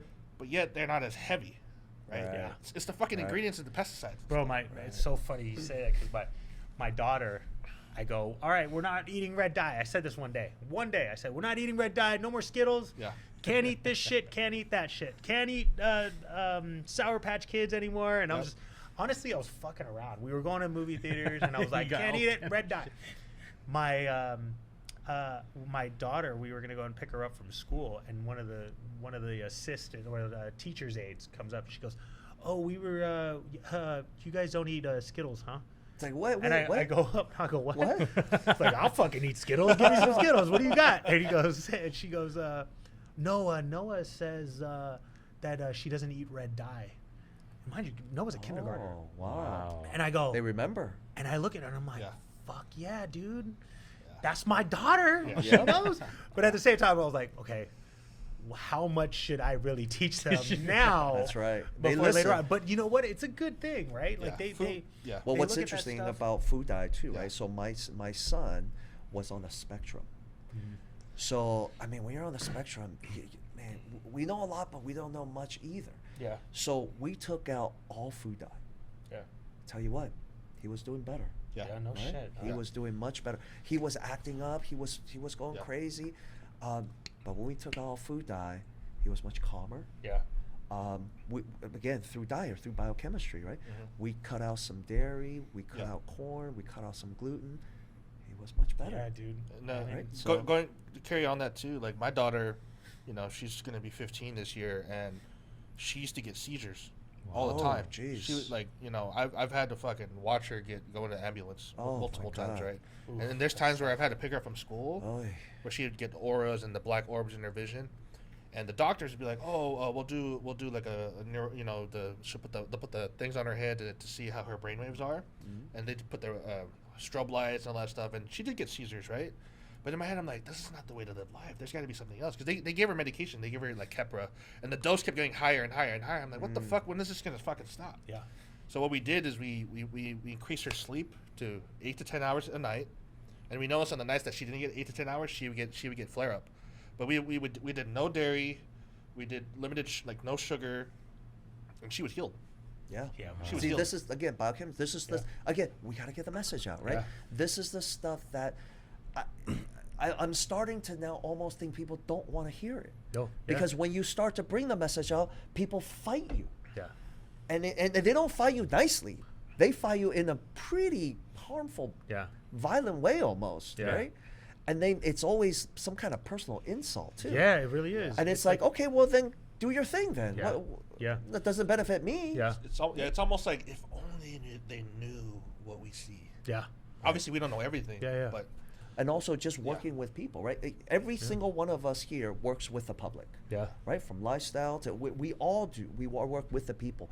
Just our exposure to people is greater than, I would say, the average person. Absolutely. We just see a lot of different people. Yeah. And this message, it just doesn't get out at all. And when it does get out, like I said, it's very resistant because it's against the mainstream. Yeah. yeah, You know what the biggest problem that I deal with a lot of my clients is a lot of mine are typically younger. Yeah. A lot of them are the family side, the family support. Ah, Yeah, So yeah. that's one of the biggest issues that I do commonly see. It's like, oh yeah, I told my mom I'm going on this diet, and then it's like, no. it's like not supportive. Rice is steel. Exactly, Yeah. you know, and Yeah. it gets to that point where, oh, you're getting too skinny. Oh yeah. you're too big. Yeah. Like, what are you doing this? Like, it's Yeah. it's a lot of Right. non-family support that's a big issue for a lot Yeah, of people. yeah, Yes, yeah. yes. You know, that's Cultural. It's cultural. It's very too. cultural. It's very And again, hard. with the Asians, right? Yeah. Asians, I mean, what is the standard, for men? What is the standard good-looking man? BTS, right? Like the Korean band. Yeah. They don't even fucking eat. So, Yeah. so Don't No eat- disrespect to them. but Yeah. they just yeah, don't eat. hey, they're famous, right? Yeah. But muscle, Yeah. that's gross. Yeah. But what's funny about it too is even with all that stigma, behind closed doors, if you ask a Asian woman, do you really like a guy that looks like a female? No. They usually What was that? What was Yeah. the Korean pop star? Blackpink. No. The other guy, the Blue Jeans. Gundam star. Oh, yeah. Oh, Gangnam Style. Psy. Gangnam Style. Yeah, Psy. People, love that guy. Guys, That guy's apparently he was the model Yeah. Yeah. icon of a guy Yeah. of what a guy needs to look like. Yeah. Wow. And Wow. he, And you compare that to American standards, you're yeah. like, whoa. Wait Yeah. a minute. Wait. I've been working out this much, and I just need to go to Korea for this. Oh, That's it. man. That's like an average Joe here. Right. Korean standards are really. Average Joe, man. Korean standards are really high though. But again, I think what happens is they don't behind closed doors. All I need to be, man. Behind Just closed be. doors, everybody still likes the fit, the Yeah. in shape person, right? Yeah. Even though it's not popular to like people like that, Yeah.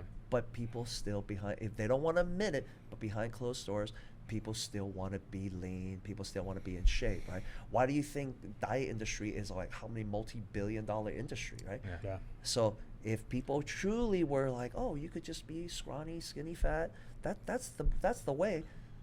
None of us here would exist. Yeah. Yeah, I was gonna Right? say, This but- whole yeah. store wouldn't exist, Yeah. right? I'm gonna go to Korea, bro. And by Me too. I'll by go with you. nature, by nature, women will look for a man, who's lean because it's Well, not just Provider. women, it's right? less health issues. They don't have to worry about them Yeah. dying. They Well, have to not just women, right? Men, we look at more people that are fit too, right? Yeah, as much as a lot of He's people not don't want gonna to admit die. it. He looks good. I know. He's- He'll be around for a while. he looks like he got 20 years on him. Right. Sold. It's good for a while. Low blood pressure. Let's go. But what's your my wallet? No, blood no. pressure. Yeah, What's your that's blood right. pressure look like? Imagine 120 if over life was like 90? that. Ooh, that's too high. Instead of asking what your credit score is, you ask them what their health yeah, score what is. their health score is. Before we go out, blood pressure Hey, cuff. it's true though. It's Man. That's interesting. Blood But pressure, yeah, man. so yeah, I guess right. The bottom line is right. We all just got to get the word out, right? Fitness doctors. Yeah. I don't know if I like that term though. I heard that term and it was like, "Oh, you're a fitness doctor." What's a know. fitness doctor? Oh, you know about weightlifting and working out, and Sure. you know about fitness. And I'll you take just- that. and You I'm just, like, you just cracked my neck, right? You just cracked my back, right? yeah, Yeah, ex- sure. Right? But once they started telling me that, I was like, fitness doctor. I don't know Like, if I. oh, I don't know. I don't know if I like that title. I'll say movement doctor, maybe. Yeah. Okay, that's We'll a go good with one. that. That's a good Movement doctor, but one. All right. but that that it does separate you. Like, what kind of chiropractor are you? You know, like what Right. what do you you hear, horror stories with chiropractic. You hear great stories with chiropractic, Right. and I heard a lot of people that come in. They're like, well, what are you? You're not just a chiropractor, Right. I hear that a lot. right? And as I well. go, well, you can call me a fitness doctor or a movement doctor. There's a big Right. sign in front of in front of the office that says "Move Better," right? And Yeah. that's where that was where our whole mission statement came, right? Yep, It's We're let's get you moving problem solvers. Problem solvers. Yeah. We actually strategize. What makes us successful is strategizing what we got to do to help this person feel and move better. Not just, Exactly. oh, you're hurting here. Let me look at the book. It says here that your elbow hurts. We need to work on your Or tricep. yeah, exactly. Like, no, like, let's look at this as a whole. Yeah. Yeah. You're hurting here. Let me work on that. Yeah, right? let me work on It's- that. it's And then like- you need to do this 12 sessions and you're done. Yeah. Yeah. Yeah. Can you guarantee that? Yeah. Mm. Yeah. That depends on you. Are you gonna listen to everything I Yeah. say? No, Yeah. usually is the answer. right? Yeah. So yeah. Nice, man. And it's like for me as a coach, like it's easier for me to do my job because I got you guys' resources now too. You know what I mean? Yeah, Like, Yeah, we're always and here, my back man. hurts. Yeah, we all Well, we're always well, here, man. Honestly, that we appreciate that because that shows like humility and being humble and stuff. Because I think in this industry, there's too many people that have this mindset, especially when they're getting started. Mm-hmm. they want to keep everything to themselves. It's like, Oh yeah. like dude, yeah. there's Yeah, 7 I see billion that a people, lot, over too. 7 billion people in this world, and everyone is hurting. If you ask 7 billion people, someone's hurting somewhere in their lives. Yeah. And there's enough of people who are in pain for all of us to eat. Yeah. Right. All of us can eat. Yeah. You know, it's funny you say. I say that to my staff all the time too, and I'm always like, hey, don't be afraid to ask for help. Yes. You know, one of the things that I tell them is like, look, you're gonna look better if you have a client that says they're not getting better, or you have a patient that's not getting better, and you're like, all right, let me go back. Let me take a step back. And let me ask Dr. Joe. Let me ask, Dr. Stefan. Let me ask whoever, Dr. Simon. Let me see if we can all come together and figure this out together. And, Yep. Sometimes in our office, we have 2 to 3 people looking at you while we're trying to figure out what it could be. And everything that we do is like, all right, it could be this, and here's a theory. Let's try this because of what your subjective history told us. Yeah. Let's try this out, and let's practice this, Yep. and let's work on it. And if we can't figure it out, we should be humble enough to be able to say, let's see if physical therapy can help. Yeah. Let's see Yeah. if medicine can help in this way, or Yeah. I think that makes us look smarter. I think that makes us Yep. I totally look agree.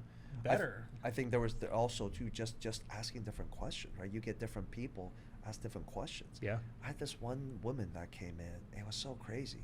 She couldn't turn her head to the right. Every time we turned her to the right, it just, man, we adjusted her. We physical therapy. So many acupuncture her. Then it turns out, years ago, she was driving. Again, this is years ago. She, as parents, when you have little babies, you should put them in the car seat. Well, she wasn't going far. She didn't have a kid in the car. She had a kid in the front seat. She got in a car accident, and she looked over. Her baby, bam, slammed against the windshield. She had a neck pain to turn her head to the right ever since then. So she told me this after like months of seeing me.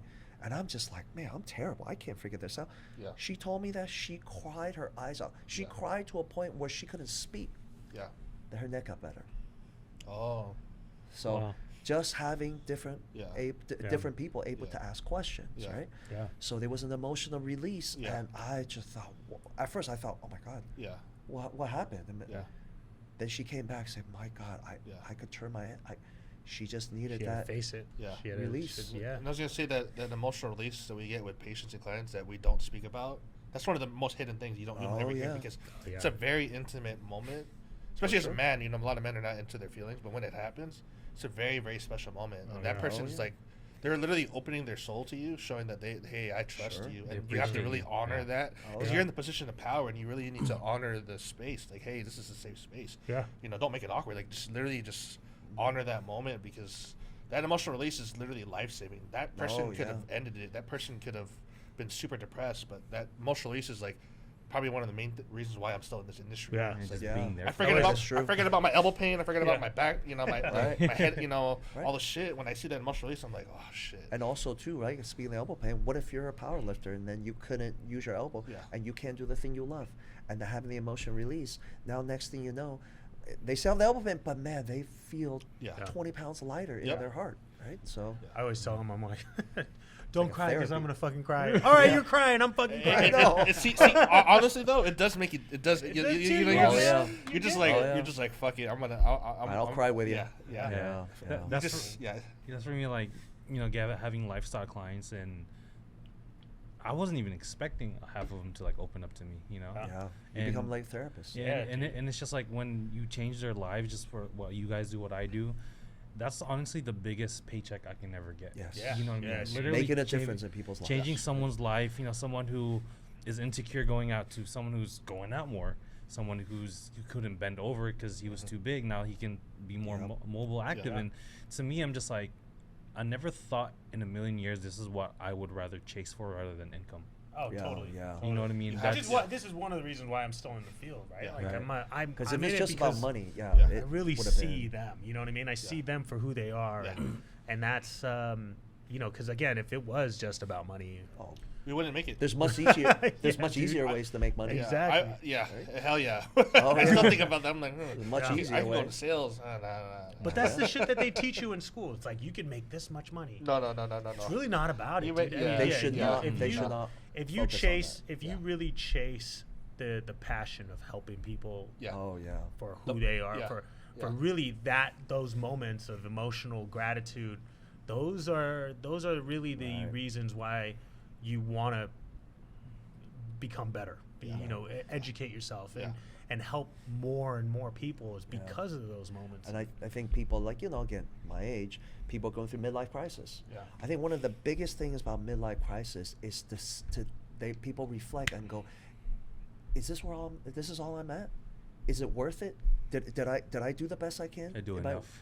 Is it am I worthwhile? So if you're doing something that has a purpose, you don't go through a midlife crisis. Yeah. Yeah. Because you're helping people all the Yeah. time. Yeah. That's why I push my kids. I don't think they can do whatever they want, but I push my kids into healthcare. The right Because direction. I see that, wow, this has made a big difference with me. Yeah. Most people that I know that have found a purpose, they don't have a midlife crisis. Yeah. Right? So if every day you could say, wow, you know what? Today, I could truly say people have done better Yeah. because of my influence. Yeah. And whether it's pain free, lose some weight, move better, whatever it is, I think then you get much more satisfaction. Yeah. Yeah. I would agree with you that, like, even in the spiritual aspect, like, there's nothing that can really satisfy a human soul, Oh yeah. except for, like, believing Helping in God another or believing in person. higher power, but also finding that purpose. Most humans just want to know what their identity is. Yeah. There's an identity Yeah. issue right now, in the world. Yeah. I don't want to talk about that, but Yeah. it's a whole Don't thing. get- But don't get me if a canceled. person could just find their identity, find out why they're here on this earth, Yes. they will like rarely feel depressed. They will, they will. Holy shit, man! I'm glad you said that because like I literally just said that to my team. When you have new grads and new chiropractors and new massage therapists, whatever comes out of school, the first thing I ask them, I'm like, who are you? What's your identity? Tell me. And then they go, what do you mean? Nobody can figure out who they are. Yeah. Yeah. Right. Yeah. And Yep. Yeah. and I was quick to be like, all right, you want to know who I am? And I'll tell them straight, I'm a father. Yeah. That's number one. Number two, I'm a husband. Mhm. I'm a guy that loves my family. That's who I am. Yeah. And then I'm a guy that loves seeing people get better. Yeah. And then I can keep going on and on and on. Yeah. But then I ask them, until you guys figure out who you are, and the type of person that you want to be, Yeah. the type, right. the identity that you are, you're not going to be able to help people Yeah. because you can't figure out who you are. Because then, if you are, you are what you do Yeah. versus why you do it. Yeah. Right, and I'm sure you guys have all heard why, the power of why. Power right? of why. Yeah. Yes. The power of why, your purpose, Yeah. right? Why is the more important thing than what you do. People buy into why I'm there to help them versus me being a chiropractor, Yeah. right? True. So and true. and they buy into your personality. They buy into your trust, right? They buy into you, not about what I do. Yeah. Yeah. Right, Yeah. It really is there's- about you. Simon's a fucking chiropractor too. His hands have helped a lot of people. Mine, so have mine. Mhm. But why is it that they choose him versus me? Yeah. Right? It's because they buy into why he's doing the things that he Yeah. is. So it is what I'm trying to get them to understand is Yeah. find your identity. Right. Now, when people ask themselves, like when people ask you, who are you? It's if you have to go really in depth and not just like, oh, I'm a doctor, I'm a chiropractor. No, like you really need you when you ask yourself, who am I? It can't be what you do. It can't be. That's It can't right. be what your title is because you're not bound by your title. Like Yeah. like You if are you now. go really in depth, like you said, I'm a father. I'm Right. I'm a provider, or all that stuff. Then you really could find your purpose because Yeah. a lot of people they keep like, oh, I work at Safeway, like. No, That's not that's who, what that's you not do. that's not who you are. Yeah, That's yeah. not who you are. You Yeah. really need to like, one of the senseis that I used to speak to. He does like what is it called? He does hypnotism. Oh yeah. I've been hypnotized before. That shit's fucking It's nice, crazy. huh? But he made us do this exercise called the man or the woman in the mirror. Like look at yourself in the mirror and ask yourself, who am I? Who am I? That's If you powerful, could yeah. do that, look yourself in the mirror and ask you who am I without saying, hey, I'm a massage therapist, I'm a neuromuscular therapist. If you really like go and like look at yourself and you can tell yourself who you are, then you have found your purpose. Yeah. Yeah. So I tell a lot of young people, right? Again, kids or teenagers, Yeah. like you. I see a lot of these young kids, right? Yeah, I'm a football player. I'm a football player. My daughter's boyfriend, her first boyfriend. ever, Oh you know, shit. Yeah. I'm about to So- go there soon. See, I'm a little nervous about So this then type of moments. he's He's a texting really me good about football it. player, right? Really good football player. He dislocated his shoulder, tore labrum. His whole identity is gone. I say, hey, young guy, no, look, you're more than that. You're more than a football player. But that's what he sees himself as. So okay, you work at Slavic. What if you don't have that anymore? Your whole identity is Yeah. gone. Yeah. That's it. No more. No, you gotta really understand who you are. Yeah. You're more than just a football player. Yeah. Right? You're more than that, right? Husband, Yeah. father, you're more than that. Want to see people heal better. Yep. So there's so much more to you. It can't just be about I just do this. Yeah. Yeah. There has to Right. be a That's reason. why to when you it. focus on identity, you should focus on something that lasts forever. The Yeah, people. exactly. Oh The yeah. people, or The whatever helping higher power people. people believe in, whether it's God or whoever. Like, that's important to believe in something that lasts forever. Because if you believe in something that lasts forever, like the Yeah. people, Like you'll- helping you'll never fall because you believe in something that's sustainable for the rest of your life, Right. and even past our generation and the generations after. And I didn't realize how legend. important Mm-hmm. serving people and helping people are until I got older. Yeah. As you get many years into your profession, you really do find a purpose in that. Yeah. Seeing people's lives come together, whether it's Yeah. getting fit, getting healthier, you really do find a purpose in that. And it's too bad too. Everybody here, we're life coaches, Yeah. right? Yeah. And not enough people want to do that Mhm. because there's so many people need that. Yeah. So many people. Yeah. Yeah. Yeah, from young to the Mhm. old, heck, especially young people, man. Yeah.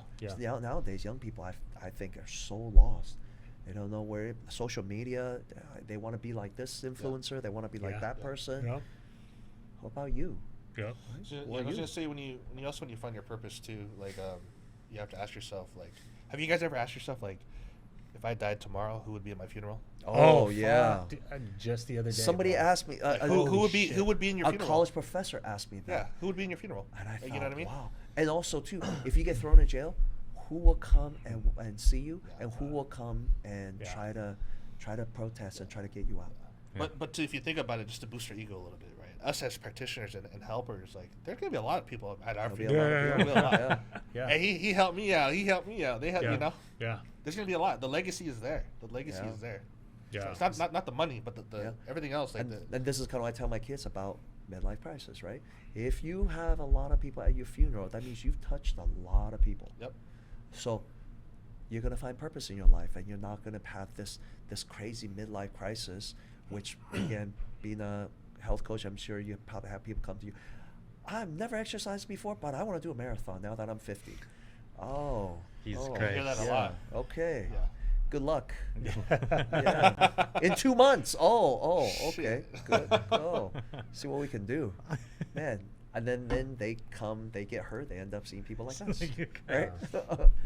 No, God, I just kind of want to touch up on that aspect because I actually just found my why recently. Oh. I know you know about it. I know you know Mhm. about Yeah. it from Joe. Mhm. Remember, I was coaching her and I told you Yeah. I was in the hospital. and Yeah, things yeah, like that. yeah. I don't think I've told No, you no. yet. So, I was deep in my bodybuilding about a year ago. Like I was, working with coaches, getting my physique right. Unfortunately, the dark side of bodybuilding, you are gonna be, if you want to be on that top level, open bodybuilding. That's where my goal was.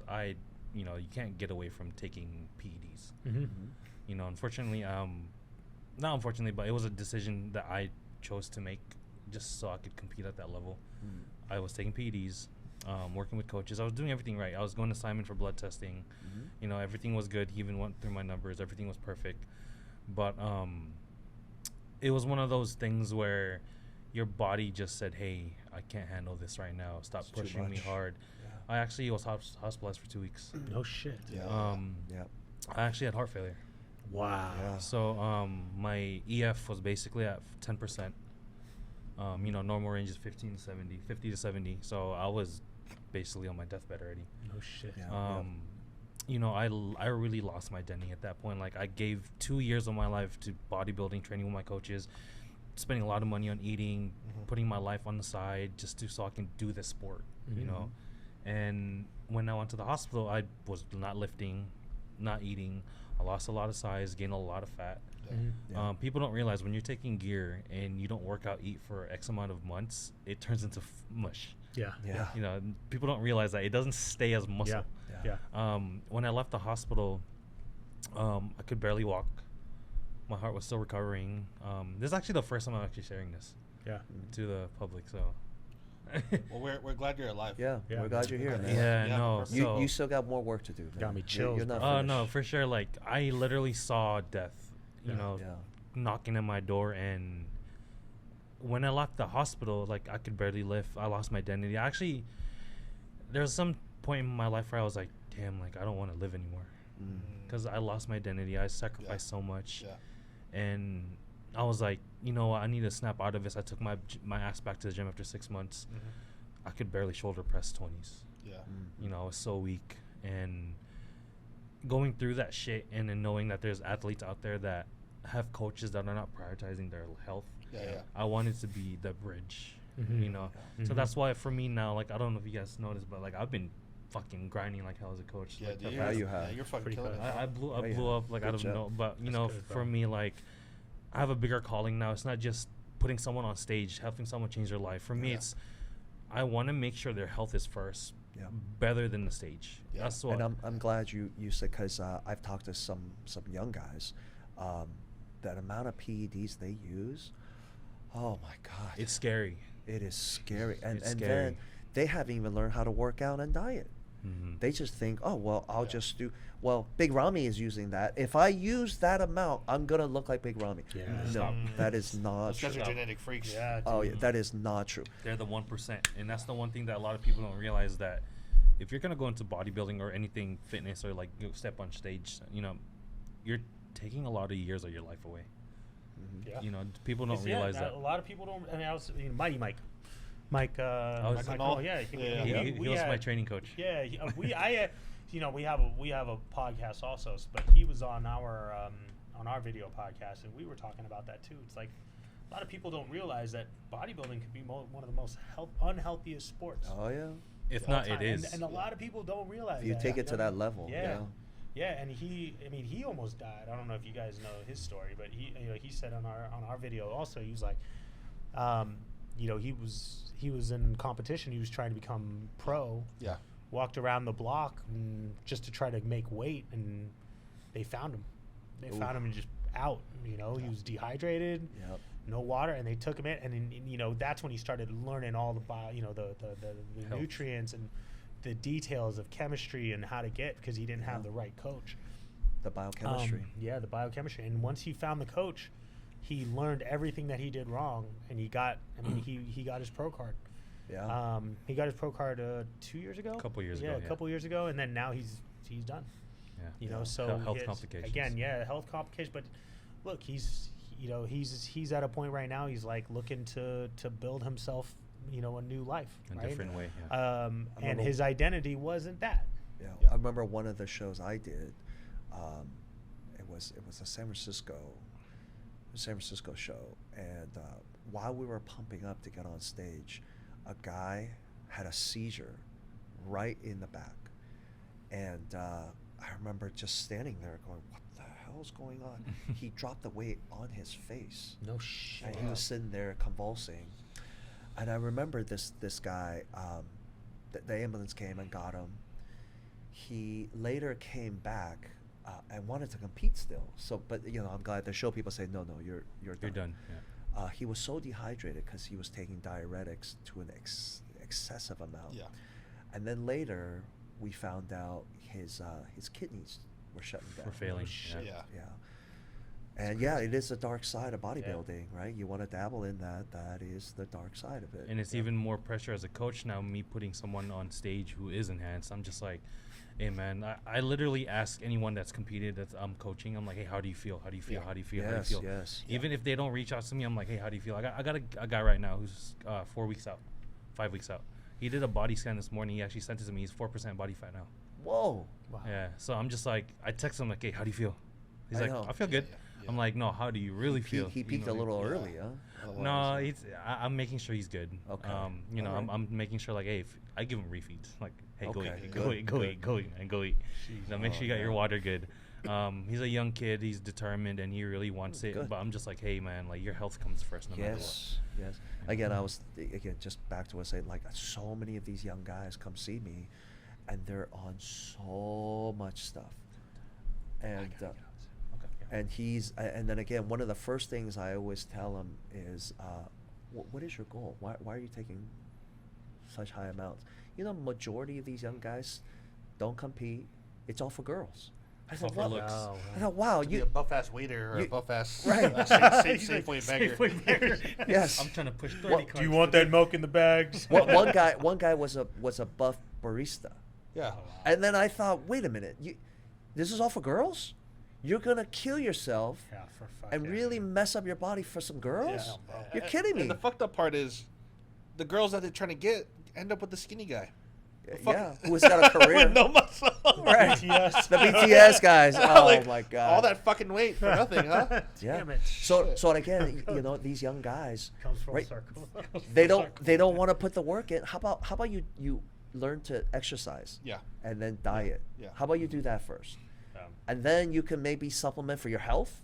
Don't even supplement for performance. I always tell these young guys, don't supplement for performance. People ask me about creatine and all that. I said, no, supplement for your health first, Yeah, right? yeah. How about some multivitamin? Yeah. How about some fish oil? Yeah. Right? Glutathione, Get your all health that up. stuff, yeah. Right? Get Yeah. your health up. Yeah. And then amazingly, your physique will improve. And you'll feel much better. Yep. Right? Yeah. It's really, and they say what? Only less than 20% of the people that do performance enhancing actually step on stage or is doing sports of any kind. Yeah. So 80% of the people are doing it just for looks. Yeah. Yeah. Oh, And wait they a don't even minute. look at the side effects too. Yeah. And also they don't even look that good because they never actually learn about the training and the Yeah. diet. Yeah. Or Right. had someone to coach them. Yeah. You know? And gear is probably one of the worst drugs you could do. You know? It's Yeah. addicting, dude. Like It's Yeah. I've done numerous cycles, and having PTSD and anxiety on top of doing gear, it's just one of the amplifies worst it. drugs you could do. Literally, like What's gear? What's gear? steroids. Steroids. So Okay, steroids. yeah. So See, I didn't know. So gear is code name for steroids, but for educational purposes only, right? But don't take a guess. Well, Cal, I'm glad you're educating young people about that Yeah. because it is a part of the industry. Yeah. And there's so much information and there's so little knowledge. So these young guys just do whatever, and then next thing you know, they mess themselves up, and they still look terrible. So you didn't achieve anything, and to have a somebody who knows, right, who guides them, actually teach them how to work out, teach them how to diet, and it's amazing the advancement you can get just from that. In fact, even if you are on all that gear, right, you don't know how to work out and diet, it doesn't do anything. yeah, Yeah. If you take all those steroids and you sit on the couch and eat McDonald's, you'll nothing happens. yeah. No Well, wonder. you'll enhance the McDonald's. wonder. Oh, the McDonald's would be Yeah, great. McDonald's would You get know. fucking huge. Oh man. Shit, it was a long time ago that I did it, but it was I tried it once, and I went on a cycle, and I had no idea what the hell I was doing. Oh no. And it was for looks, as it was. It's I in mean, most this people, was- most young people, This right? was 2005, 2006. I was still in training, and I was, this was probably, still in that. I wouldn't say I'm a bodybuilder, but I had abs. Fit. I was fit. And then I did a cycle because I was going to Hawaii, and I was just there you like, go. hey, Just I try want, to let's get get buff. let's get a little bit bigger. Let's get Yeah. and then shit. And one cycle won't do anything, by the way. No, no. A lot of people don't know that Yeah. either, though. It takes time. You know what I mean? It does take a lot of time and the patience. I tried one cycle and I was like, well, this is not going to do anything for me. I was like, It's not, kinda like- not in the next 4 weeks before I have to go to Hawaii. It's kind of like people get one adjustment, right? Yeah. Well, I'm still, well, you know. But then again, that's what youth is, right? I was young and I didn't know what the hell I was doing, and Yeah. some guy was like, "Hey, do you take anything?" I'll take something. Give me something, right? And Yeah. I want to see myself get big within 4 weeks.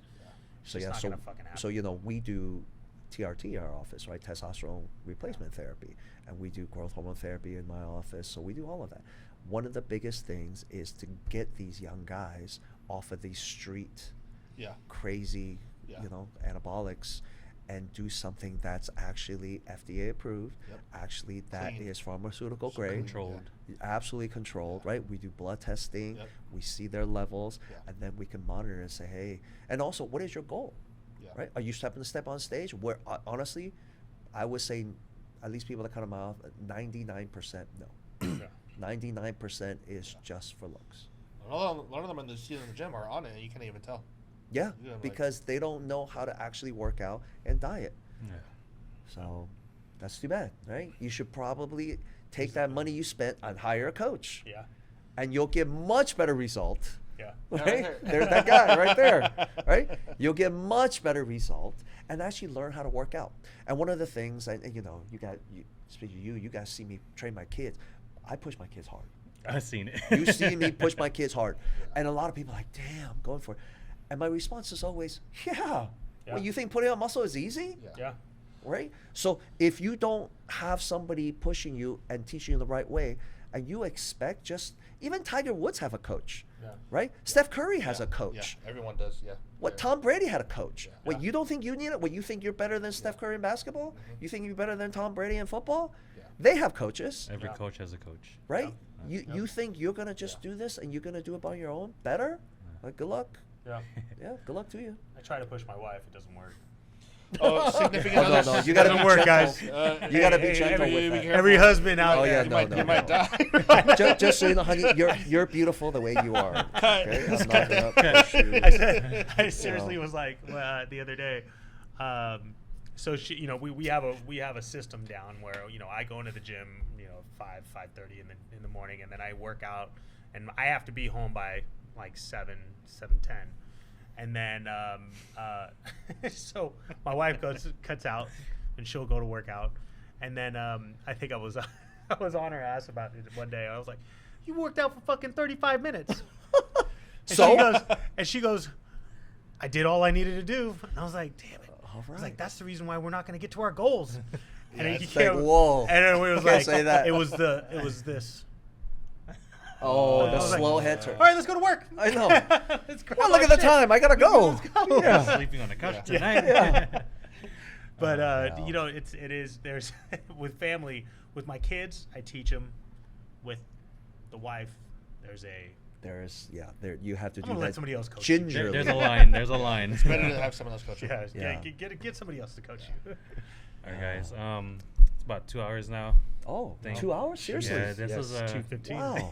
I That was fun. I didn't realize it was 2 hours. I was like, when is the hour up? Yeah. I didn't even get to some of my questions. It was just Oh, really? like I honestly loved it. I was like, you know what?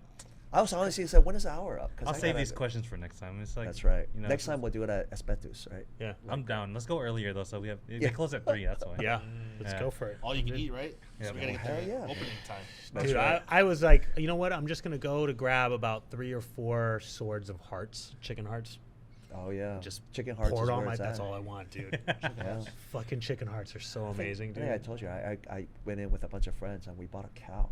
Yeah, Yeah, yeah. you texted us. Yeah. That was Makes me man, wanna get a that was cow. awesome. That's your You secret, guys huh? want to get a cow? Let's get a Yeah, cow. get a down. cow, man. That was awesome. I heard it tastes way better. It tastes way better. fresh. It's free range. It's grass fed, Oh, no yeah, I love that antibiotics, shit. right? Oh, man. I love it. And apparently the farmer was telling us, you know, you get to choose, right? You choose a cow, and he said, "Oh, thank God you got chose that cow." Well, why is that? It's been here for a because that's the asshole cow. That cow bites other cows, kicks other cows. So this is the toughest This one. is the tough. good So decision. when they were putting him in the pen, he was trying to jump out. He broke the pen, so the farmer's got to get a new pen. So he's like, "Man, that's the biggest asshole cow." Thank God you guys chose that. Like, Well, you're welcome. Thank God you took Betty. Right. You're welcome. But I tell you, this oh my God, the beef is out Really of this good. world. If Yeah. Simon turns into an asshole, we Then you know understand why. I ate the asshole the cow. fucking cow. Oh, shit. You I are ate what the you asshole eat. cow. You are what you I'm trying to jump out of stuff to try to break it.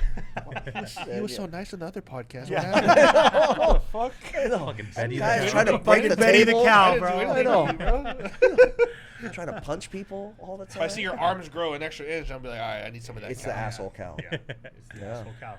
All right, guys. I think we'll wrap it up from here. All right. Like again, thank you guys for coming out here today. It's our Appreciate pleasure. You guys coming It's our out. pleasure. Fun Thank talking you with for you inviting guys, us. man. We'll Yeah, we'll definitely thank have you. this again. I'll Yeah, ask man, you the great. real questions this time. Oh, Yeah. there's Um, real questions. Oh, yeah. my There God. was real questions. I was just like, you know, I'm gonna let this just Just let it flow. Just Let it flow. go. Okay. You know, It happens, man. Yeah. Yeah, Guys I'll- like to talk about themselves, so we got off topic. Well, what's great about it, I think we all know each other, Yeah. right? Yeah. So we know each other's backgrounds. We actually are friends. Yeah. Mhm. So this is, I think, really good. It's good. I like Yeah. this. It's also Yeah. good to hear from different, you know, Views. age groups Yeah. too. And The different. geriatric. Yeah, know, hey, you're to far from it. man. Tito. I want to make sure that I Booyah. want to Anak. get even Anak. half the shape that you're in. You know? Well, I thank know, you very but yeah, much. exactly, man. You You're right, you put everyone, you put a lot of people to shame, man. Yeah. I've never Oh, met thank you very anyone. much. You're the buffest Asian dude I've I'm ever old, seen. dude. I'm old. I'm in my 50s. Yeah, but Well, thank you very much. yeah. Thank you. You already know that. I've been saying this shit for like I've known you for 7 years now. Yeah, 5 years. At least. Yeah, same thing. You're like a fucking vampire, man. Asian vampire. The key is to eat the asshole cow. Eat the asshole cow. Yeah. Or that. You know, that's it. All right. All right. guys. All right, man. I appreciate it. Thank you. bro. Thank you. Yeah. Yeah. Hey guys, follow these guys on their profiles. I'm gonna put it in the description down below. Thank you for tuning in to another episode of Sets and Reps. I'm your host Kelvin. Good night. Yeah. Is it? Yeah.